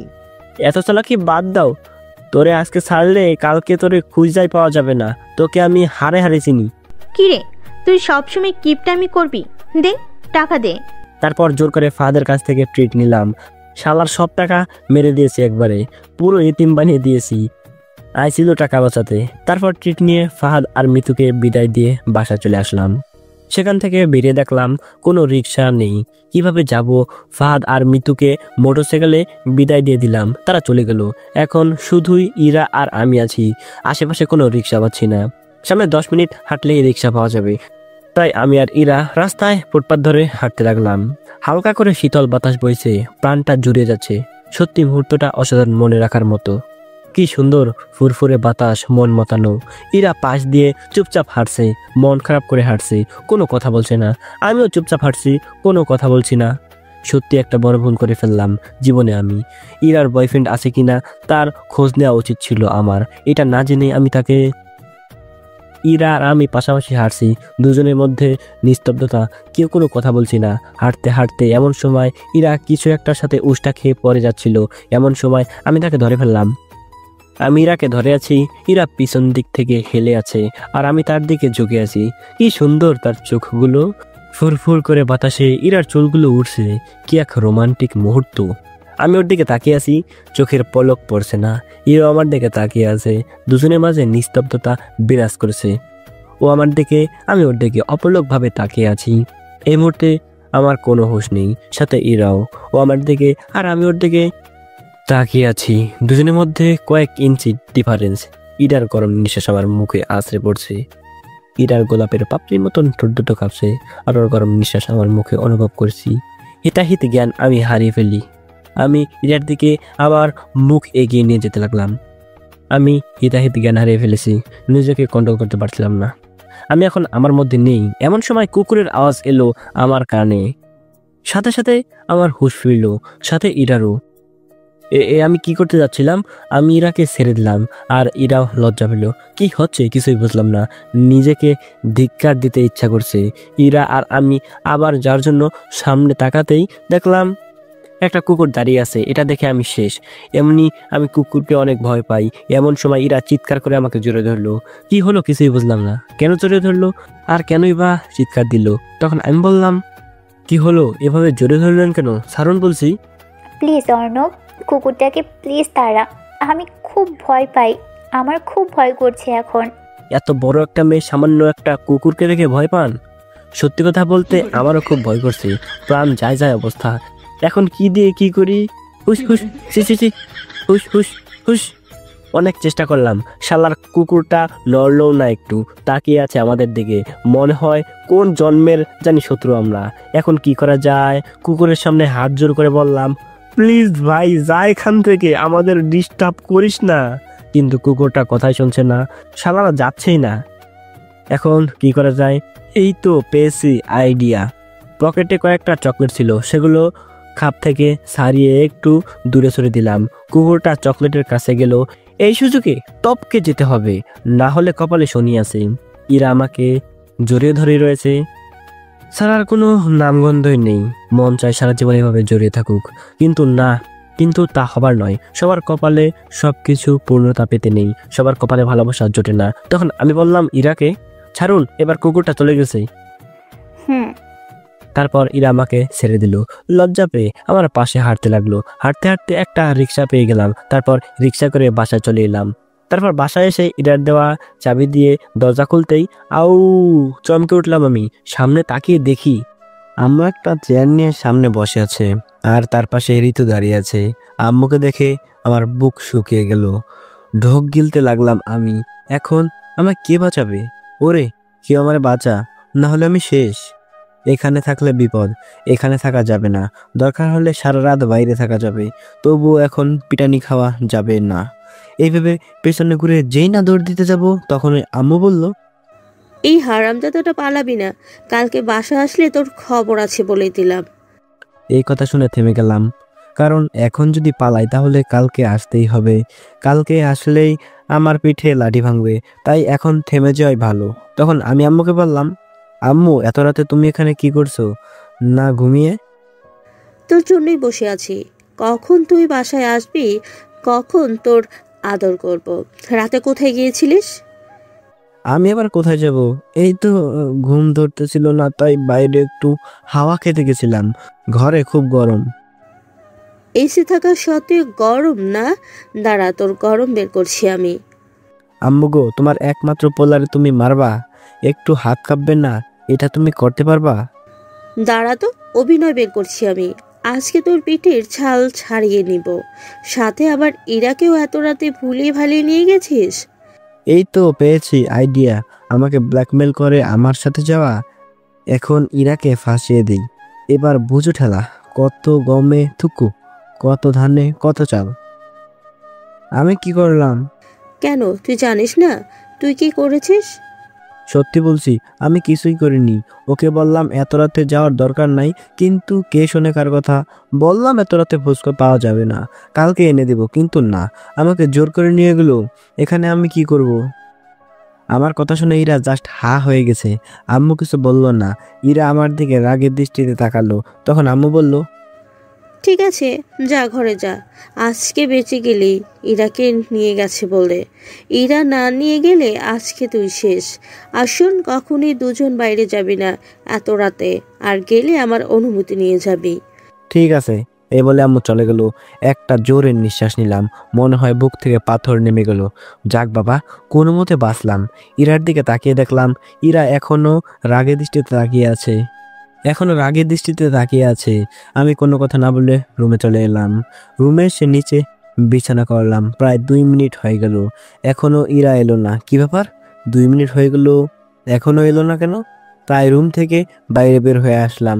এসে দেখলাম ইরা সোফায় বসে আছে, মাথায় হাত দিয়ে। দেখে মনে হচ্ছে অসুস্থ। তাই আমি ইরার কাছে গিয়ে বললাম, কি হলো, এখানে বসে আছেন যে? অর্ণব, আমার খুব খারাপ লাগছে, বমি বমি ভাব হচ্ছে। প্লিজ আমার রুমে নিয়ে চল, মাথাটা খুব ব্যথা করছে। ঠিক আছে চলুন। তারপর ইরাকে আমার ঘাড়ে হাত রেখে রুমে নিয়ে আসতে লাগলাম। রুমের ভিতরে আসতে ইরা বলল, শুধু 1 মিনিট দাঁড়ান, ওয়াশরুমে চলুন। আমি বমি করব, আমার বমি বমি লাগছে। এই কথাটা শুধু বলছি, সাথে সাথেই ইরা বমি শুরু করে দিল। একটু বমি করে জামাটা নষ্ট করে ফেললো। এখন কি করার, পড়লাম মহাবিপদে। ধরে নিয়ে গিয়ে খাটে শুয়ে দিলাম। এখন কি করার, ড্রেস তো নষ্ট, এখন আবার কে চেঞ্জ করবে? ইরা হোটেলে একটু শুধুমাত্র কোমল পানীয় খেয়েছিল, একটু খেয়ে এই অবস্থা। এজন্যই নারীদের এসব তরল পানীয় খাওয়াতে নেই। জানি না এই মেয়েরা তরল পানীয় খেতে চায় না কেন, খালি নাকি তাদের গন্ধ লাগে। মেয়েরা কিভাবে বুঝবে তরল পানীয়ের স্বাদ? ইরাকে শুয়ে দিয়ে আমি রুমের বাইরে এলাম। তারপর গিয়ে ঋতুকে ডাকতে লাগলাম। ঋতু আমাদের এখানে থাকে। ঋতু উঠে আমাকে বলল, কি হলো ভাইজান, ডাকছেন কেন? ইরা বমি করে ড্রেস নষ্ট করে দিয়েছে, যাও তো একটু চেঞ্জ করে দিয়ে আসো। আমার কথা শুনে ঋতু একটু কেমন করে তাকালো। কি হলো কিছুই বুঝলাম না, এভাবে তাকিয়ে আছে কেন? পরক্ষণে মনে হলো ইরা বমি করেছে, আর এদিকে ঋতু কিনা কি ভাবছে। হাই আল্লাহ, আমারে উঠাই নাও। ওরে কেউ পেট্রোল খা, আমি মইরা যাই। আমি এই পৃথিবীতে বেঁচে আছি কেন? তখন আমি বললাম, কি হলো, কথা কানা যায় না? যা বলছি। আপনি তো দিতে পারেন ড্রেস চেঞ্জ করে, আমায় কেন বলছেন? আমি পারবো না, তুই যা। নিজের স্ত্রী তো ড্রেস পরিয়ে দিবেন, এতে লজ্জার কি আছে? যান, পরিয়ে দিয়ে আসুন। বেশি পাকা হয়ে গেছিস না, বলছি না যা। ঠিক আছে, যাচ্ছি। এ কেমন স্বামী রে বাবা, নিজের স্ত্রীকে ড্রেস পরিয়ে দিতে লজ্জা পায়। এ বলে মুখ ভেঙচি কেটে চলে গেল ঋতু ইরার ড্রেস চেঞ্জ করতে। হায় আল্লাহ, তুমি উঠাই নাও আমাকে, কাজ করি এক আর হয় আর এক। কিছুক্ষণ পর ঋতু ইরার ড্রেস চেঞ্জ করিয়ে দিয়ে বাইরে বের হলো। আমিও কিছু না বলে রুমের মধ্যে চলে এলাম। দরজাটা লক করে ইরার কাছে গেলাম। কি মায়াবী লাগছে দেখতে, মনে হচ্ছে কোনো নিষ্পাপ শিশু ঘুমিয়ে আছে। কপালে হাত দিয়ে দেখি তো জ্বর আইছে নাকি। এইভাবে কপালে হাত দিতেই আমি অবাক, কপাল অনেক গরম, প্রচন্ড জ্বর আইছে। এখন কি করি? এত রাতে তো আর ডাক্তারও ডাকা যাবে না, তাই একটা বাটিতে অল্প পানি নিয়ে এসে কাপড় দিয়ে জলপট্টি দিতে লাগলাম আর ইরাকে দেখতে লাগলাম। এভাবেই কেটে গেল আরো অনেক রাত। ইরার কপালে হাত দিয়ে দেখি একটু কমেছে, কিন্তু এখনো অনেক জ্বর। তাই আবার জলপট্টি দিতে লাগলাম। এভাবে জলপট্টি দিতে দিতে কখন যে আমি ইরার পাশেই ইরার বেডে মাথা দিয়ে শুয়ে গেছি মনেই নাই। এদিকে সকালে ইরার ঘুম ভেঙে যায়, তাকিয়ে দেখে পাশে আমি বেডে মাথা দিয়ে শুয়ে আছি আর তার কপালে কাপড়। এসব দেখে ইরা বুঝে যায় যে কাল রাতে তার জ্বর এসেছিল। এসব দেখে ইরা মুচকে হাসলো। এবার ইরা নিজের দিকে তাকিয়ে চমকে উঠলো, দেখলো কালকে রাতের তার পরনের ড্রেসটা নাই। এটা দেখে ইরা চমকে উঠলো। ইরার আর বুঝতে বাকি রইল না যে কাল রাতে কি হয়েছিল। আর ইরা মনে হচ্ছে ড্রেসটা অর্ণব চেঞ্জ করেছে, অর্থাৎ আমি চেঞ্জ করেছি। তাই ইরা প্রচণ্ড রেগে গেল, রেগে গিয়ে চিৎকার করে আমাকে ডেকে তুললো। এদিকে ঘুম ঘুম চোখে তাকালাম আমি ইরার দিকে, দেখলাম প্রচণ্ড রেগে আছে। কি হলো কিছুই বুঝলাম না। তখন আমি বললাম, কি হলো এভাবে সকাল সকাল চিল্লাচ্ছেন কেন? তুই আমার সাথে কাল রাতে কি করেছিস? কেন? আমি আবার কি করলাম? কাল আমি এই ড্রেস পরে ঘুমোইনি, তাহলে আমি এই ড্রেস পরলাম কবে? তুই আমার সব শেষ করে দিয়েছিস। বলেই ঠাস ঠাস করে 2টা থাপ্পড় মেরে দিল আমাকে। এবার আমারও খুব রাগ হচ্ছে, সবটা না জেনে তবুও কিছু বললাম না। তখন আমি শান্ত গলায় ইরাকে বললাম, আমার কথাটা তো শুনুন। কি কথা শুনবো তোর? তুই আসলে একটা আমার ঘুমের সুযোগ নিয়েছিস তুই। তোকে আমি একটু হলেও ভালো ভাবতাম। ছি ছি, তুই আমার সাথে এসব করবি এইসব ভাবতেও পারিনি আমি। তুই আমার সাথে। আমার কথাটা তো শুনবেন প্লিজ। কি কথা শুনবো তোর? বলেই ঠাস ঠাস করে আরো 2টা থাপ্পড় দিয়ে দিল। এবার আমারও প্রচন্ড রাগ হলো, না জেনে শুনে আমার নামে সব কি কথা বলছে। আমিও দিলাম ঠাস করে একটা থাপ্পড়। আমার থাপ্পড় খেয়ে এরা বিছানার মধ্যে পড়ে গেল। তখন উঠে আমাকে আবারও থাপ্পড় মারতে যাবে, তখন আমি হাত ধরে নিয়ে বললাম, নিজেকে কি মনে করেন কি আপনি? আপনি শুধু ভালো, এদেশে আর কোনো ভালো মানুষ নেই? আমার সব কথা শুনবে তা না, না জেনে শুনে। এই জন্যই বলে মানুষের ভালো করতে নেই। শুনবেন কি হয়েছে কাল রাতে? কাল রাতে আপনাকে যখন রুমে নিয়ে এলাম তখন আপনি আপনার জামার মধ্যে বমি করে জামা নষ্ট করে ফেললেন, এইটুকু নিশ্চয় মনে আছে। তখন আমি কোনো উপায় না পেয়ে আপনাকে বিছানায় শুয়ে দিয়ে আমি ঋতুকে ডেকে নিয়ে এসে আপনার ড্রেস চেঞ্জ করিয়েছি। আমি এতটা খারাপ না যতটা আপনি ভাবছেন। ইচ্ছে করলে আমি আপনার ঘুমের সুযোগ নিতে পারতাম, ইচ্ছে করলে আপনার ড্রেসটা আমি চেঞ্জ করে দিতে পারতাম, কিন্তু এতটা খারাপ আমি না। সেই শিক্ষা আমি পাইনি। আপনার যদি বিশ্বাস না হয় তাহলে ঋতুকে গিয়ে জিজ্ঞাসা করতে পারেন। আপনি সব না জেনে শুনেই থাপ্পড় মেরে দিলেন। বাহ বাহ, আপনার তুলনা নেই।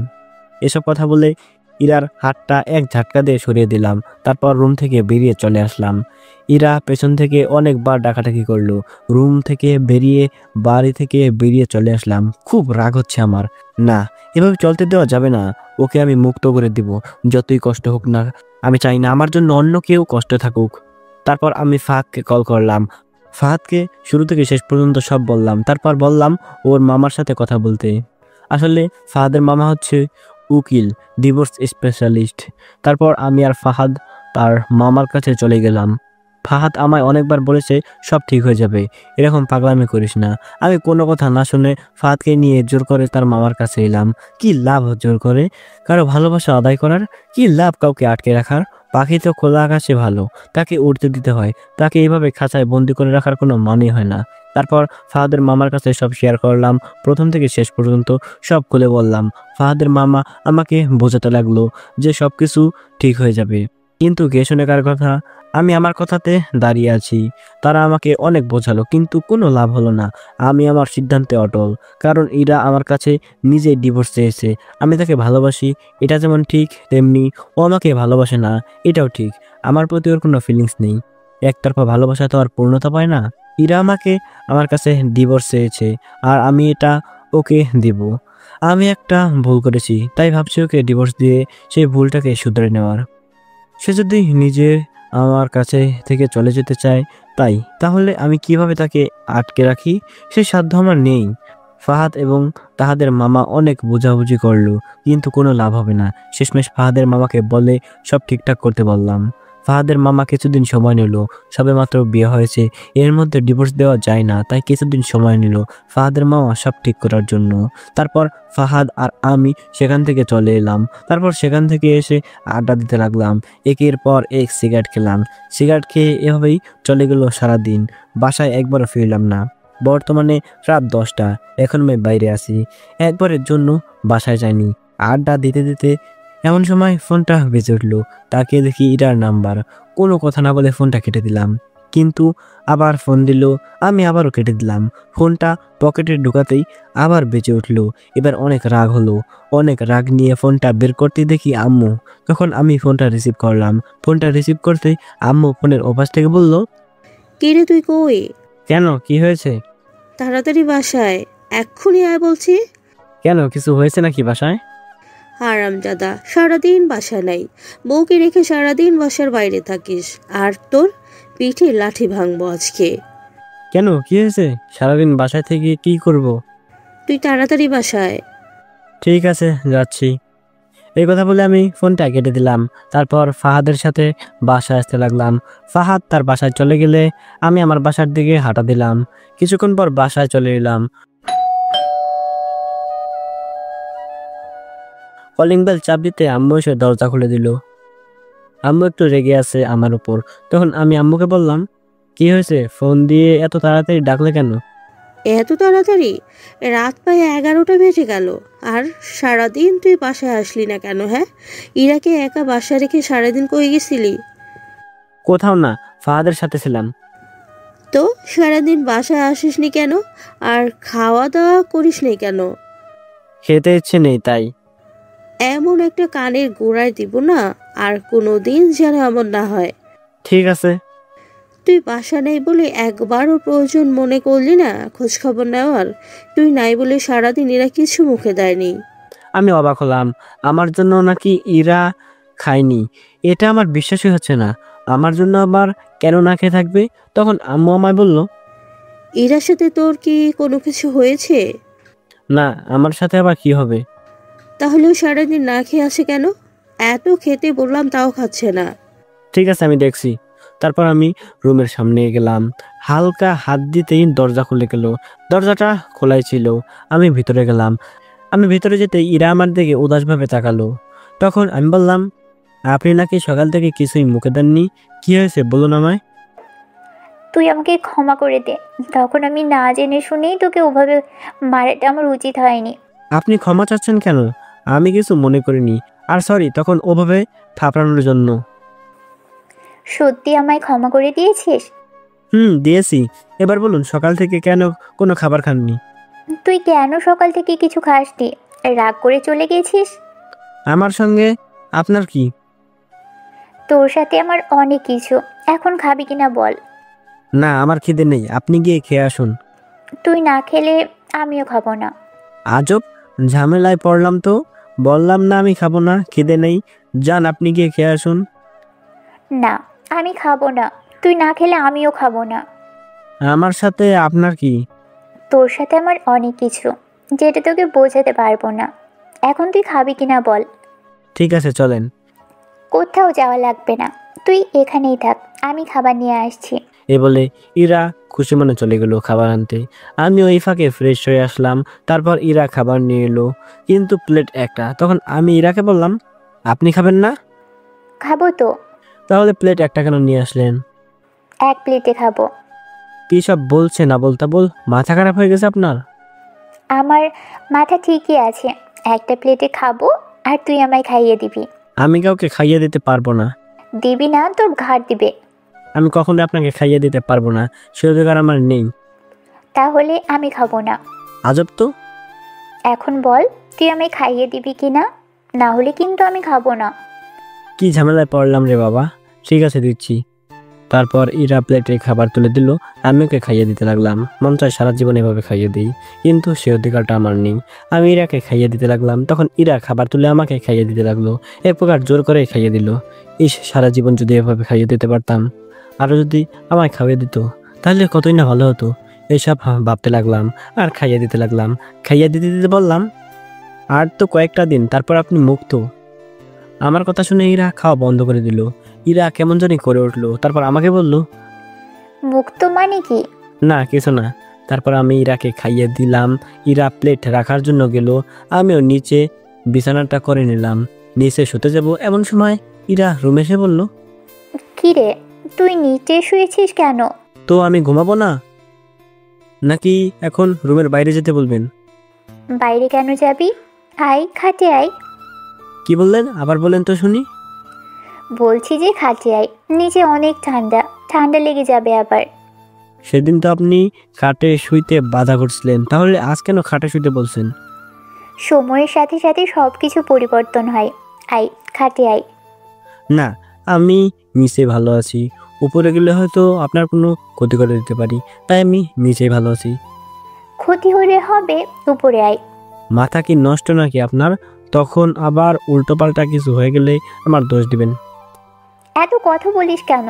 বলছি না উপরে আয়। দেখুন, আমি খারাপ ছেলে, আমি চাই না আর অন্যের কাছে খারাপ হতে। যেটুকু খারাপ হয়েছি এটাই অনেক, তাই আর বলবেন না উপরে যেতে। এটা তোর অধিকার আছে। যেখানে সম্পর্কই নাই সেখানে অধিকার খাটানো বোকামি মাত্র। অধিকার সেটা তো আমার নেই। অধিকার পেতে হলে একটা সম্পর্কের দরকার। সেখানে আপনার আর আমারই কোনো সম্পর্কই নাই। সেখানে অধিকার কিভাবে খাটাবো বলেন? অধিকার, দায়িত্ব এই শব্দগুলো প্রিয় মানুষের সাথে যায়। প্রিয় মানুষের উপর অধিকার খাটানো যায়, যে প্রিয় মানুষটা আমার নেই। আমি তো তোর প্রিয় মানুষ। হাসালেন আমায়, আপনি আমার প্রিয় মানুষ। প্রিয় মানুষ ছিলেন এক সময়, তবে এখন আর নাই। আমার প্রিয় মানুষ হলেও সেই প্রিয় মানুষটা যে আমায় তার প্রিয় মানুষ মনে করে না, সেখানে কিভাবে অধিকার খাটাবো? এটা তো বোকামি করা শ্রেয়। কেন? আমি তোর প্রিয় মানুষ আর তুই আমার প্রিয় মানুষ। হাসালেন আমায়, অনেক মজা হয়েছে আর অনেক রাত হয়েছে, তাই ঘুমিয়ে পড়ুন। এটা বলে ইরাকে কোনো কিছু বলার সুযোগ না দিয়ে আমি নিচে শুয়ে পড়লাম। ইরা উপরে মন খারাপ করে শুয়ে পড়লো। একটু শীত লাগছে। কয়েকটা দিন ধরে নিচে ঘুমিয়ে একটু ঠান্ডা লেগে গেছে। মনে হচ্ছে জ্বর আসবে, শীত ভাব হচ্ছে। কিছুই করার নাই, নিচে শুয়ে চোখ বুজে ভাবতে লাগলাম একটু আগে বলা ইরার কথাগুলো। অধিকার, দায়িত্ব ও কর্তব্য। অধিকার তো তার উপরেও খাটানো যায় যার প্রতি আমাদের দায়িত্ব আছে। যেখানে কোনো সম্পর্কের দায়িত্ব নেই সেখানে তো অধিকার খাটানো বোকামি মাত্র। ইরা কি বলল? আমি নাকি ওর প্রিয় মানুষ।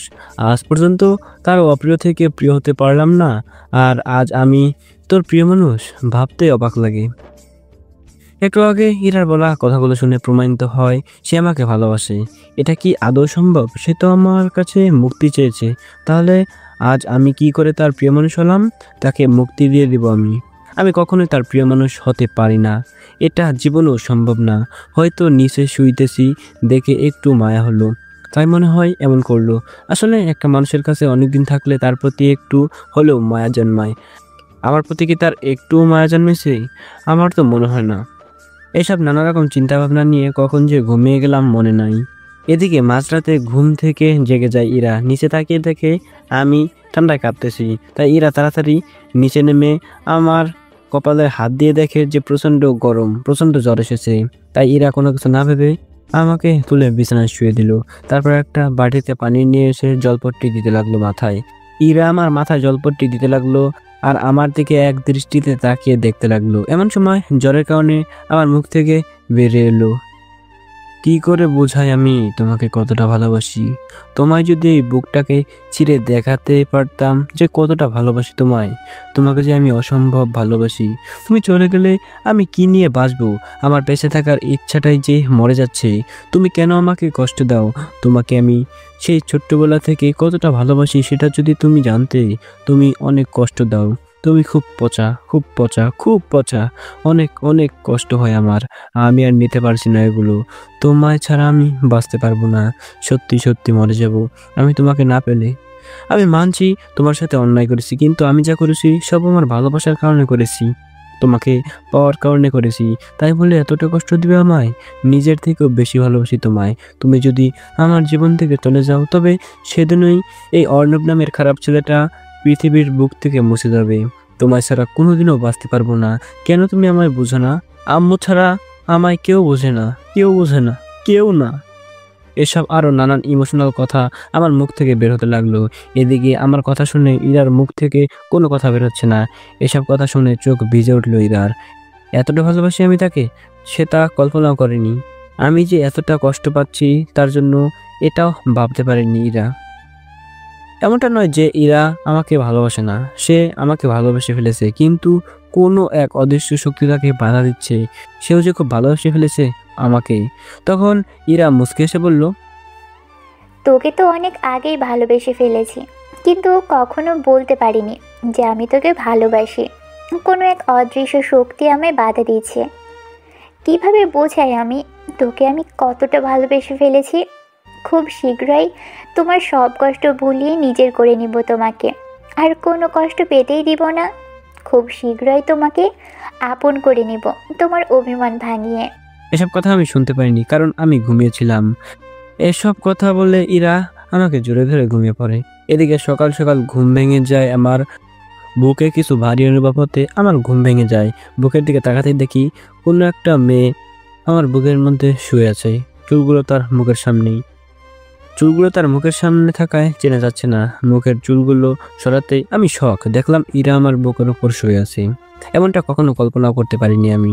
কেমনে কি তার ভালোবাসা দেখলাম যে উপরে ইরাকে আমি জড়িয়ে ধরে, আর ইরা আমাকে। এসব দেখে ইরাকে ছাড়িয়ে লাফ মেরে ঘুম থেকে উঠে পড়লাম আমি এভাবে উঠে পড়া ইরার ঘুম ভেঙে গেল। তখন ইরা আমার দিকে তাকিয়ে একটা মুচকি হাসি দিয়ে বলল, কি হলো, এবার উঠে বললি কেন? আমি উপরে এসে কখন আপনাকে জড়িয়ে ধরলাম? সেটা আমি কি জানি, তুই আমাকে জড়িয়ে ধরলি কেন বল। বিশ্বাস করুন, আমি ইচ্ছে করে কিছুই করিনি। আমি আবার কখনো উপরে উঠলাম? আমি কি জানি? মনে হয় রাতে ভূত এসেছিল, না হয় তোর রাতে হাঁটার অভ্যেস আছে ঘুমের মধ্যে। আমি আবার কখন উপরে উঠলাম? বিশ্বাস করুন, আমি ইচ্ছে করে কিছু করিনি। প্লিজ আমায় ক্ষমা করে দিন। দিতে পারি ক্ষমা করে, তবে একটা শর্তে। কি শর্ত? তোকে আমায় ঘুরতে নিয়ে যেতে হবে, আর আগের মতো তুমি করে বলতে হবে। ঠিক আছে, ঘুরতে নিয়ে যাব, কিন্তু তুই করে বলতে পারবো না। কেন পারবি না? আগে তো বলতি। আগে বলে ভুল করে ফেলেছি, তাই আর চাই না তুমি করে বলতে। তুমি করে বলবি কিনা বল। না, আমি আপনি করে বলবো। আপনি আমার সিনিয়র, একমাত্র ফুফাতো বোন বলে কথা। আমি তোর কয় জন্মের বোন লাগি রে? আজ থেকে তুমি করে বলবি। না, আমি পারবো না। তুই কেন? তোর ঘাড় বলবে। বল, তুই উপরে এসে আমাকে কেন জড়িয়ে ধরলি বল। কি মুশকিলে পড়লাম রে বাবা। ঠিক আছে, আজ থেকে আপনাকে তুমি করে বলবো। আজ থেকে নয়, এখন থেকেই বল। ঠিক আছে, বলবো। এই তো, গুড বয়। এই বলে ইরা ফ্রেশ হতে ওয়াশরুমে চলে গেল, আর আমি হাবলার মতো দাঁড়িয়ে থাকলাম। মাথা চুলকাতে চুলকাতে ভাবতে লাগলাম, আমি আবার কখন রাতে উপরে গিয়ে ইরাকে জড়িয়ে ধরলাম। মাথার মধ্যে কিছুই আসতেছে না। আমার তো আবার ঘুমের মধ্যে হাঁটার অভ্যাস নাই, হয়তো ভুল করেই চলে গিয়েছি ঘুমের মধ্যে হেঁটেই। এসব কাউকে বলা যাবে না, মান সম্মানের বিষয়। ইরার মাথায় কি চলছে কিছুই বুঝতে পারতেছি না। আপু আর আপনি বলতেও মানা করছে, আবার আমার সঙ্গে নাকি ঘুরতে যাবে। কি সব চলছে আল্লাহ জানে। আমাকে আবার ভালো টালো বেশি ফেললো নাকি? মনে হয় না ভালোবাসে, ভালোবাসলে হয়তো বলে দিত। মনে হয় ঘরের মধ্যে থেকে ভালো লাগতেছে না, তাই হয়তো ঘুরতে যাবে। এসব ভেবে বসে রইলাম আমি। কিছুক্ষণ পর ইরা ফ্রেশ হয়ে এলো, শাওয়ার নিয়েছে মনে হচ্ছে, দেখেই বোঝা যাচ্ছে। চুল থেকে টুপটুপ করে পানি পড়ছে। চুল মুছতে মুছতে বেরিয়ে এলো ইরা। অসম্ভব সুন্দরী পরীর মতো লাগছে তাকে। চুল মুছতে মুছতে এরা ওয়াশরুম থেকে বেরিয়ে এলো, আর চুল থেকে টুপটুপ করে পানি ঝরছে।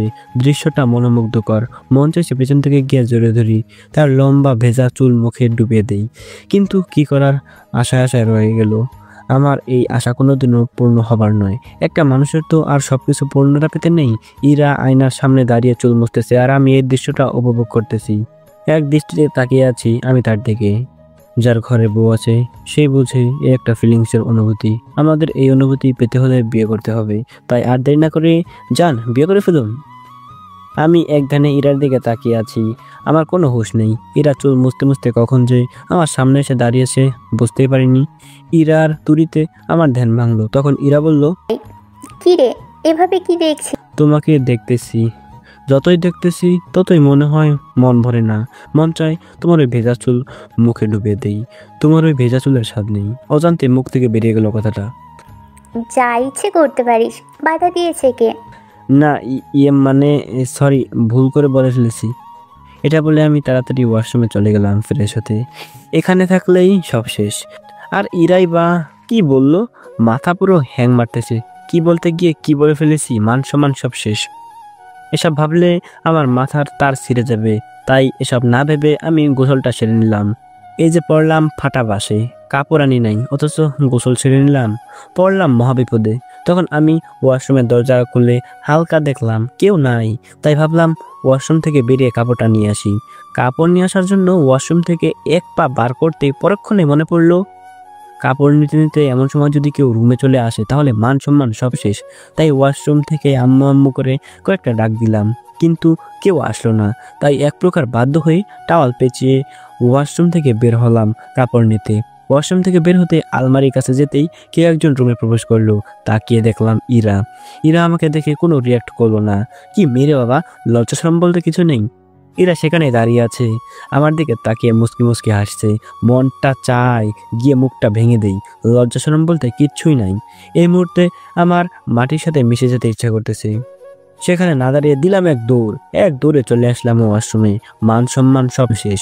ওয়াশরুমের দরজার ফাঁক করে হালকা মাথাটা বের করে দেখলাম ইরা বিছানায় বসে বসে পা দৌড়াচ্ছে আর মুচকি মুচকি হাসছে। একটা কাজও হলো না, না পারলাম কাপড় আনতে, উল্টো সব মান সম্মান শেষ। তখন আমি বললাম, এই যে শুনছেন? আবার আপনি? ঠিক আছে, তুমি করেই বলছি, কাপড় আনিনি, একটু এনে দিবেন প্লিজ। আমি নিয়ে যেতে পারবো না, তুই এসে নিয়ে যা। দেখছেন কি মেয়েরে বাবা, এই মেয়ের মাথায় আর মনে কি আছে কিছুই বুঝতে পারছি না। লজ্জা শরম কি সব সমুদ্রের পানিতে ফেলে দিছে নাকি? কিছুই বুঝলাম না, লুচ্চা মেয়ে কোথাকার। তখন আমি বললাম, দিন না প্লিজ। আমি দিতে পারবো না, তুই এসে নিয়ে যা। থাক, আপনার দেওয়া লাগবে না, আমি আম্মুকে ডাকছি। এ বলে আম্মু আম্মু বলে কয়েকটা বার চেঁচালাম, কিন্তু এলো না। মনটা চায় হারপিক খেয়ে মরে যাই। আম্মু আর ফায়ার সার্ভিস দুইটাই এক, সঠিক সময়ে কোনোটাই আসে না। তখন ইরা বলল, ডেকে লাভ নাই, আসবে না রান্না করতে। কেন এমন করছেন আমার সাথে? দিন না প্লিজ। না, তুই নিয়ে যা। আপনার কি লজ্জা শরম বলতে কিছুই নাই? সব কি শরবত করে গুলে খেয়েছেন নাকি? বাইরে বরের কাছে বল লজ্জা শরম কিসের? কিসের বর? কার বর? মাথায় সমস্যা আছে নিশ্চিত। যান গিয়ে ডাক্তার দেখান। আমার মাথা ঠিকই আছে, তুই যদি কাপড় নিস তাহলে এসে নিয়ে যা। থাক, নিবই না, বেরোবই না এখান থেকে। ঠিক আছে, দেখি কতক্ষণ ভিতরে থাকতে পারিস। ঠিক আছে, দেখা যাবে। আমার কাছে আমার মান সম্মান আগে। আমি দরকার হলে মইরা যাবো, তবুও আমার মান সম্মানের আত্মহত্যা করামো না। এটা ছেলে জাতির উপর হুমকিমূলক। এ বলে আমি ওয়াশরুমের মধ্যেই থেকে গেলাম। এক বিচ্ছিরি মুহূর্ত। এই মেয়েটার মাথায় কি চলছে কিছুই বুঝতে পারছি না। মনে হয় মাথা স্ক্রু ঢিলা হয়ে গেছে। না হলে এভাবে বলে মেয়ে নাকি অনেক লাজুক হয়, কিন্তু এ তো দেখছি পুরো লজ্জাকে গুলে শরবত করে খেয়েছে। ওয়াশরুমের ভিতরে থাকতে থাকতে 5-10-20 মিনিট হয়ে গেল, কেউ এলো না। মাঝে মাঝে দরজার ফাঁক দিয়ে দেখি যে ইরা বিছানায় বসে বসে পা দোলাচ্ছে আর ওয়াশরুমের দিকে তাকিয়ে আছে। আর 5 মিনিট পর ওয়াশরুমের দরজা ঠক ঠক আওয়াজ হলো। তখন আমি ওয়াশরুমের মধ্যে থেকে বললাম, কে? কার আসার কথা এখানে? আমি থাকবো নাকি? প্লিজ কাপড়গুলো দিন না। ঠিক আছে, আজকের মতো ছেড়ে দিলাম, দরজাটা খোল আর কাপড়গুলো নে। তারপর আমি দরজাটা হালকা ফাঁক করলাম, মাথাটা বের করে দেখলাম সত্যি সত্যি ইরা কাপড় নিয়ে এসেছে। মনে হয় এতক্ষণে মাথায় সুবুদ্ধি হইল। তারপর আমি হাত বের করে কাপড়গুলো নিলাম। কাপড়গুলো নিয়ে পরে ওয়াশরুম থেকে বের হলাম। দেখলাম ইরা বিছানায় বসে আছে আর মুচকি মুচকি হাসছে। গা পিত্তি সব জ্বলে যাচ্ছে আমার। তখন ইরা আমার দিকে তাকিয়ে মুচকি এসে বলল, কিরে, কেমন শাস্তি পেলি? আমিও এর শেষ দিকে ছাড়বো। এক পোষে গরম থুকু, এক মাকে শীত যায় না। ঠিক আছে, দেখা যাবে। আচ্ছা, তখন কি কিছু দেখেছেন? দেখেছি তো অনেক কিছুই, যা বলতে পারবো না। হায় হায়, এই মেয়ে কয় কি? আমার মান সম্মান সব কাজ থুকু প্লাস্টিক। তার মানে সব কিছু দেখেছে, সব শেষ। এখন আমি সমাজে মুখ দেখাবো কিভাবে? এই মুহূর্তে আমার মাটির সাথে মিশে যেতে ইচ্ছা করছে। আমি এসব ভাবতেছিলাম, তখন ইরা বলল, কিরে, কি ভাবছিস?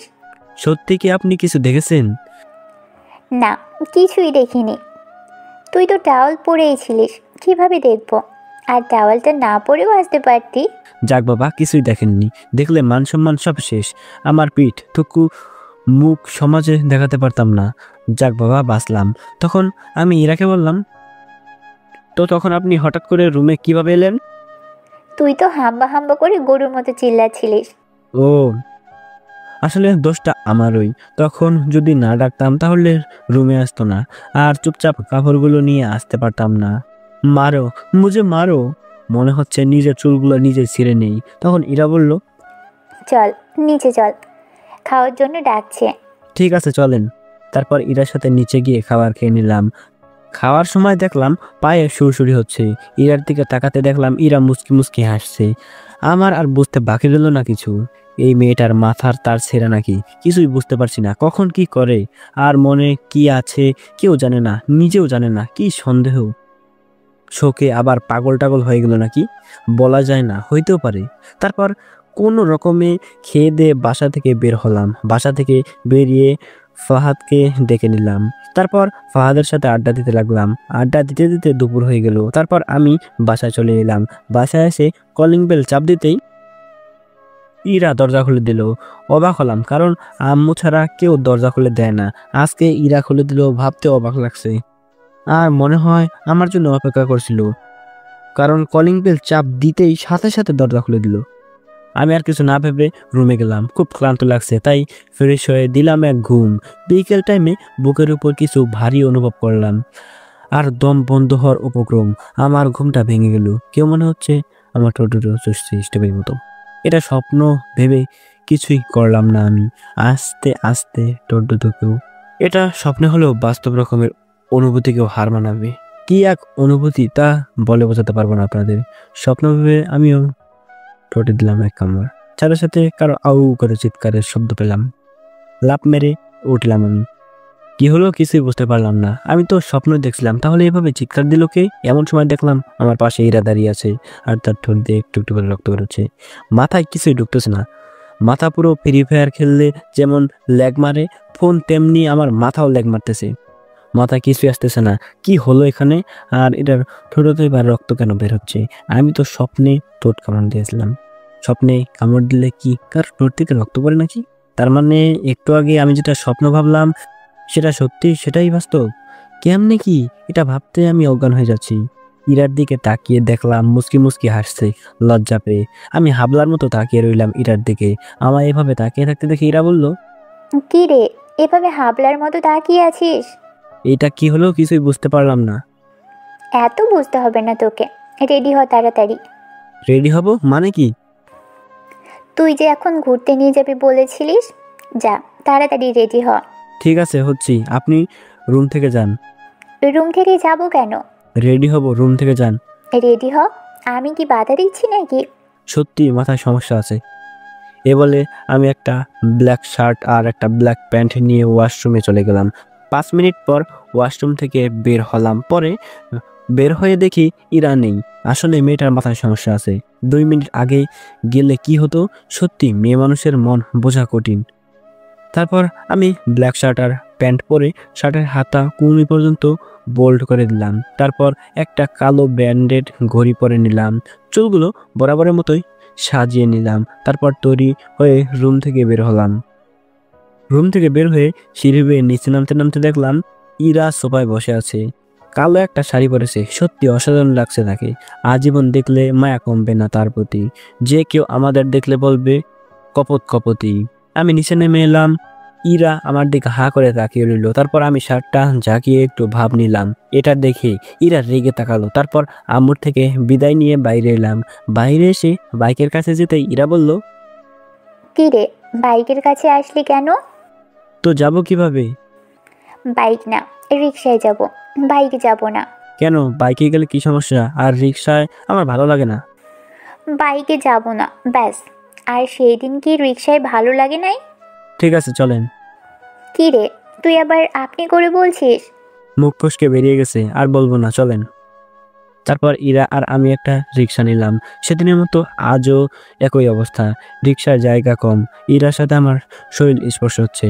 আমি এক পাশে চেপে বসতেছি, আর ইরা শুধু আমার দিকে চেপে আসতেছে। এক সময় আমি রিক্সার এক প্রান্তে চলে এসেছি।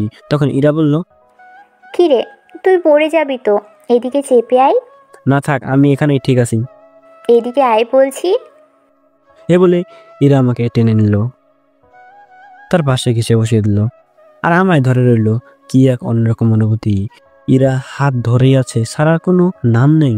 মনে হয় এ হাত জীবনেও না ছাড়ার। তারপর ইরা তার চুলগুলো ছেড়ে দিল। চুলগুলো মনে হয় জীবন পেয়েছে ছাড়া পেয়ে। চুলগুলো ফুরফুর করে উঠছে বাতাসের তালে তালে। চুলগুলো আমার মুখেও ছিটকে পড়ছে। কি এক অন্যরকম ফিলিংস। তারপর এভাবে নানা অনুভূতি আর ফিলিংসের মাধ্যমে আমরা চলে এলাম একটা পার্কে। এখানে ইরাই আসতে বলেছিল। তারপর ইরা আর আমি পার্কের ভিতরে ঢুকলাম। ভিতর ঢুকে দেখি সবাই যে যার মতো প্রেম করছে। এখানে কেন নিয়ে এলো বুঝতেছি না। ইরা তো আমার হাত ধরেই হাঁটছে আর কথা বলে যাচ্ছে, আমি শুধু তার কাণ্ডগুলো দেখছি। তারপর ইরা একটু হাঁটাহাঁটি করে একটা ব্রেঞ্চে নিয়ে গেলো বসতে। আমি বসতেই ইরা আমার কোলে বসে পড়লো। ও মাগো, হাড্ডি ভেঙে গেল মনে হয় আমার। কি ভারী রে বাবা, দেখতে তো ভেটকি মাছের মতো। তখন আমি বললাম, কি হলো, কোলে বসলেন কেন? নামুন বলছি, নামুন। না, নামবো আমার কোলে কেন বসলেন? আরও তো জায়গা আছে। না। আমার মন চাইছে বসছি। বেশি বকবক করবি না। বেশি বকবক করলে এখন চেঁচিয়ে মানুষ ডেকে গণধোলাই খাওয়াবো তোকে। কিছু বলবো না, আপনার যা ইচ্ছে হয় করুন। গণধোলাই খাওয়ার ইচ্ছা নাই, আর তো কয়েকদিন মাত্র। আর কয়েকদিন মাত্র কি? না কিছু না, এমনি বললাম। কি মেয়ে রে বাবা, মানুষ ডেকে ধোলাই খাওয়াবে? কি ডেঞ্জারাস মেয়ে রে বাবা। তারপর ইরা আমার কোলে বসে নানান কথা বলতে লাগলো। ইরা এদিকে কথা বলছে আর আমি তার দিকে তাকিয়ে আছি। আর আমি তার দিকে তাকিয়ে আছি দেখে ইরা আমার সামনে তুড়ি মেরে বলল, কি রে, আমি বকবক করে যাচ্ছি, তোর কোনো হুঁশ নেই? কি? কিছু না, যা একটা আইসক্রিম নিয়ে আয়। আইসক্রিম কি করবেন? আইসক্রিম মানুষ কি করে, যা নিয়ে আয়। ঠিক আছে, দুইটা আনছি। না, একটা নিয়ে আয়। একটা দিয়ে কি হবে, আমি খাবো না। তুই একটা আনবি নাকি আমি মানুষ ডাকবো? ঠিক আছে, যাচ্ছি। সবসময় মানুষের ভয় দেখান কেন? এই বলে আমি চলে এলাম। সব সময় মানুষের ভয় দেখায়। দেশটাই মেয়ের, ছেলেদের কথার কোনো দামই নেই। মেয়েরা যেটা বলবে সেটাই। ইচ্ছায় হারিয়ে যাইতেছে এই দেশে থাকা। একটু দূরে একটা আইসক্রিমের দোকান ছিল, সেখান থেকে একটা আইসক্রিম নিয়ে এসে ইরার হাতে দিলাম। ইরার হাতে আইসক্রিম দিয়ে আমি পাশে বসে রইলাম। ইরা উঠে আবার আমার কোলে বসে পড়লো। কি জ্বালায় পড়লাম রে বাবা। তখন ইরা আইসক্রিমটা নিয়ে আমার মুখের সামনে ধরে বলল, হা কর। আমি আইসক্রিম খাবো না, আর খেলেও আমায় দিন, আমি খেতে পারবো। হা কর বলছি, আমার হাতে খেতে হবে না হলে। মানুষ ডাকবেন তো? থাক, ডাকা লাগবে না, আমি খাচ্ছি। তারপর ইরা আমায় আইসক্রিম খাইয়ে দিতে লাগলো। আহা, কি এক শান্ত অনুভূতি। এই ফিলিংসটা নেওয়ার জন্য হলেও একটা বিয়ে করা প্রয়োজন। ইরা আমায় খাইয়ে দিচ্ছে আর বিভিন্ন কথা বলছে। আইসক্রিমটা প্রায় অর্ধেক শেষ। তখন ইরা বলল, এবার আমায় খাইয়ে দে। আপনাকে খাইয়ে দেব মানে? আপনার হাত নাই আর আমার মুখে লাগানো আইসক্রিম আপনি খাবেন? খাবো, তুই খাইয়ে দে। আমি দিতে পারবো না, নিজে খান। আমি তোকে খাইয়ে দিছি, এখন তুই আমাকে খাইয়ে দিবি হিসেব অনুযায়ী। কি জ্বালায় পড়লাম রে বাবা। ঠিক আছে, দিচ্ছি, না হলে তো আবার মানুষ ডাকবেন। কি মাইন কাছে পায়ে পড়লাম রে বাবা। হিসাব অনুযায়ী নাকি খাইয়ে দিতে হবে? কি আর করার, আমি ইরাকে খাইয়ে দিচ্ছি আর ইরা আরাম করে খাচ্ছে। ঠোঁটের আশেপাশে আইসক্রিম লেগে আছে, দেখতে পুরো ছোট বাচ্চাদের মতো লাগছে। আমারও ভালো লাগতেছে। তারপর ইরাকে আইসক্রিম খাওয়াই দিলাম। তারপর ইরা আর আমি আরো অনেক জায়গায় ঘুরলাম। সত্যি খুব খুশি লাগছে প্রিয় মানুষটার সাথে এত সময় কাটাতে পেরে। প্রিয় মানুষটা আমার না হোক, তবুও অনেক খুশি লাগছে। প্রায় রাত হয়ে গেছে, বাইরে ডিনার করে এসেছি আমরা। এখন বাড়ির থেকে একটু দূরে আছি, হেঁটে হেঁটে বাড়িতে যাচ্ছি। রাস্তায় কোনো মানুষ নেই, পাশ দিয়ে গাড়িগুলো শাঁসা করে ছুটে চলছে। ইরা আর আমি যাচ্ছি। ইরা আমার হাত ধরে হাঁটছে, মুহূর্তটা মনে রাখার মতো। ইরাকে দেখে আমি কিছুই বুঝতেছি না। সারাদিন আমার হাত ধরে রইল। ইরা কি আমায় ভালোবাসে? এরকম নানা কথা মনে হতে লাগলো। আমি এসব কথা মাথা থেকে ছেড়ে ফেলে ইরার সাথে হেঁটে মুহূর্তটা মনে রাখতেছি। কিছুক্ষণ হাঁটার পর বাসায় চলে এলাম। বাসায় এসে কলিং বেল চাপ দিতেই আম্মু এসে দরজা খুলে দিল। আমরা বাইরে থেকে খেয়ে এসেছি, তাই আর খাবার খেলাম না। তারপর রুমে এসে ফ্রেশ হলাম। ইরাও ফ্রেশ হয়ে আসলো। তখন আমি নিচে বিছানা করতে লাগলাম। এমন সময় ইরা বলল, কি রে, নিচে বিছানা করছিস কেন? কেন, আমি কি ঘুমাবো না? আমি কি ঘুমোতে বাধা করছি নাকি? তুই আমার সাথে উপরে ঘুমোবি। আমি ঘুমাতে পারবো না, বলা তো যায় না, খারাপ কিছু করে দিতে পারি। খারাপ কিছু করলে আমারই ভালো, আর তুই উপরে ওঠ। না, আমি উপরে ঘুমাবো না আপনার সাথে। বলছি না তুই আমার সাথে ঘুমোবি। আমার রাগ উঠাবি না বলে দিলাম। না, আমি ঘুমাবো না। ঠিক আছে, আম্মুরে ডাকতেছি আর বলবো তুই আমায় মারছিস আর তুই সিগারেট খাস, সেই ছবিগুলোও আছে, ওইগুলো দেখিয়ে দিব। প্লিজ দেখায়েন না, আমি উপরে শুইতেছি। আচ্ছা, একটা কথা বলুন, বল, কি বলবি? আমার আম্মু আপনার আম্মু হলো কবে? কেন, তুই জানিস না? না, জানি না, এতদিন তো মামি বলে ডাকতেন। সময়ের সাথে সব পরিবর্তন হয়। আর তুই এত বকবক না করে শুয়ে পড়, না হলে আম্মুকে ডাকছি। সব সময় ভয় দেখান। ঠিক আছে, আর তো কয়েকটা দিন। সেদিনও বললি আর কয়েকদিন, আজও বললি আর কয়েকদিন। কয়েকদিন কি হয়েছে? এই যে তোমায় মুক্তি দিয়ে দিব, তুমি তো ডিভোর্স চেয়েছিলে। আমি সব কথা বলেছি উকিলের সাথে, কয়েকটা দিন পর সব কাগজ রেডি হয়ে যাবে, তারপর আপনি মুক্ত। আমার মতো খারাপ মানুষের মুখ আর দেখতে হবে না তোমায়। তুমি মুক্ত, তুমি মুক্ত। কথাগুলো বলতে অনেক কষ্ট হলো আমার, মনে হয় কলিজাটা ছিঁড়ে যাচ্ছে আমার, কিন্তু শত কষ্ট হলেও এটাই বাস্তব।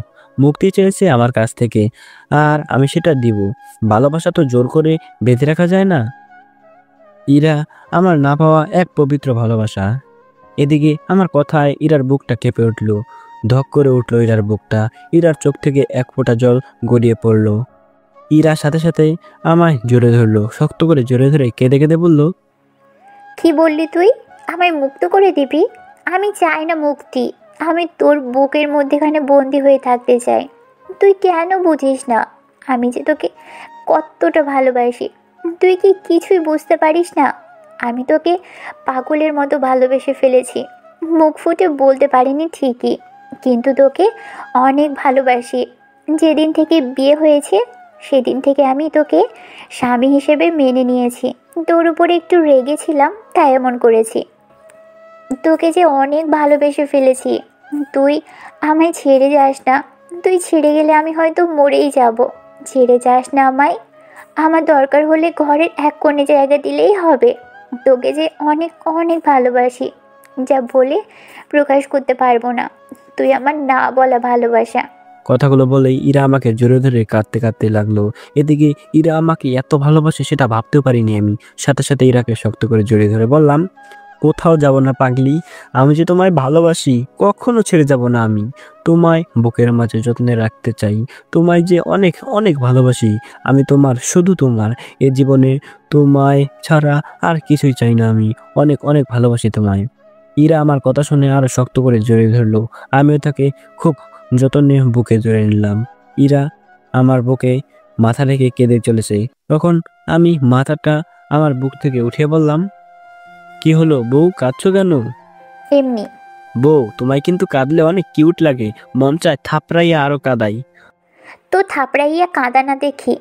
বউ, তুমি তো রেগে যাচ্ছ কেন? আমি তো মজা করে বললাম, আমার কিউট বউটা। বেঁচে গেলি। আচ্ছা বউ, একটা কথা বলি। কি কথা বল? আমাদের তো বাসর হয় নাই, তাই যদি আজকে বাসর হয়, বাসরটা কি করা যায় না আজকে? তোর বউ, তুই বাসর করবি, আমার কি? আরে ভাই, যখন পারমিশন পেয়ে গেছি, আমায় আর পাই কে? ইরার সাথে ভালোবাসার সাগরে তলিয়ে গেলাম অজানা এক গন্তব্যে। কিন্তু আফসোস, কোনো ইলিশ মাছ পেলাম না। পাইলে আপনাদের জন্য নিয়ে আসতাম। আমি এখন মিশনে আছি, তাই অন্য মাছ আনতে গিয়ে সময় নষ্ট করতে পারবো না। ধন্যবাদ।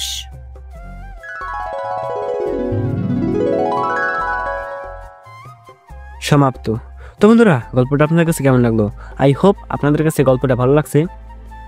তো গল্পের কোন পার্টটা আপনাদের কাছে বেশি ভালো লাগছে? আর আপনাদের জন্য একটা কোশ্চেন, এই গল্পে নায়কের নাম অর্থাৎ আমার নাম কি ছিল, এটা দেখি কমেন্ট করে জানিয়ে দিবেন, দেখি কতজন পারে। তাহলে মনে করব গল্পটা আপনাদের কাছে ভালো লাগছে। এবং হ্যাঁ, কি চ্যানেলে নতুন হলে চ্যানেলটাকে অবশ্যই সাবস্ক্রাইব করে দেবেন, ভিডিওতে একটু লাইক দিয়ে কমেন্ট করে জানিয়ে দিন এই গল্পের নায়কের নাম কি। তো আপনারা সবাই ভালো থাকবেন, সুস্থ থাকবেন, দেখা হচ্ছে পরবর্তী ভিডিওতে। আল্লাহ হাফেজ।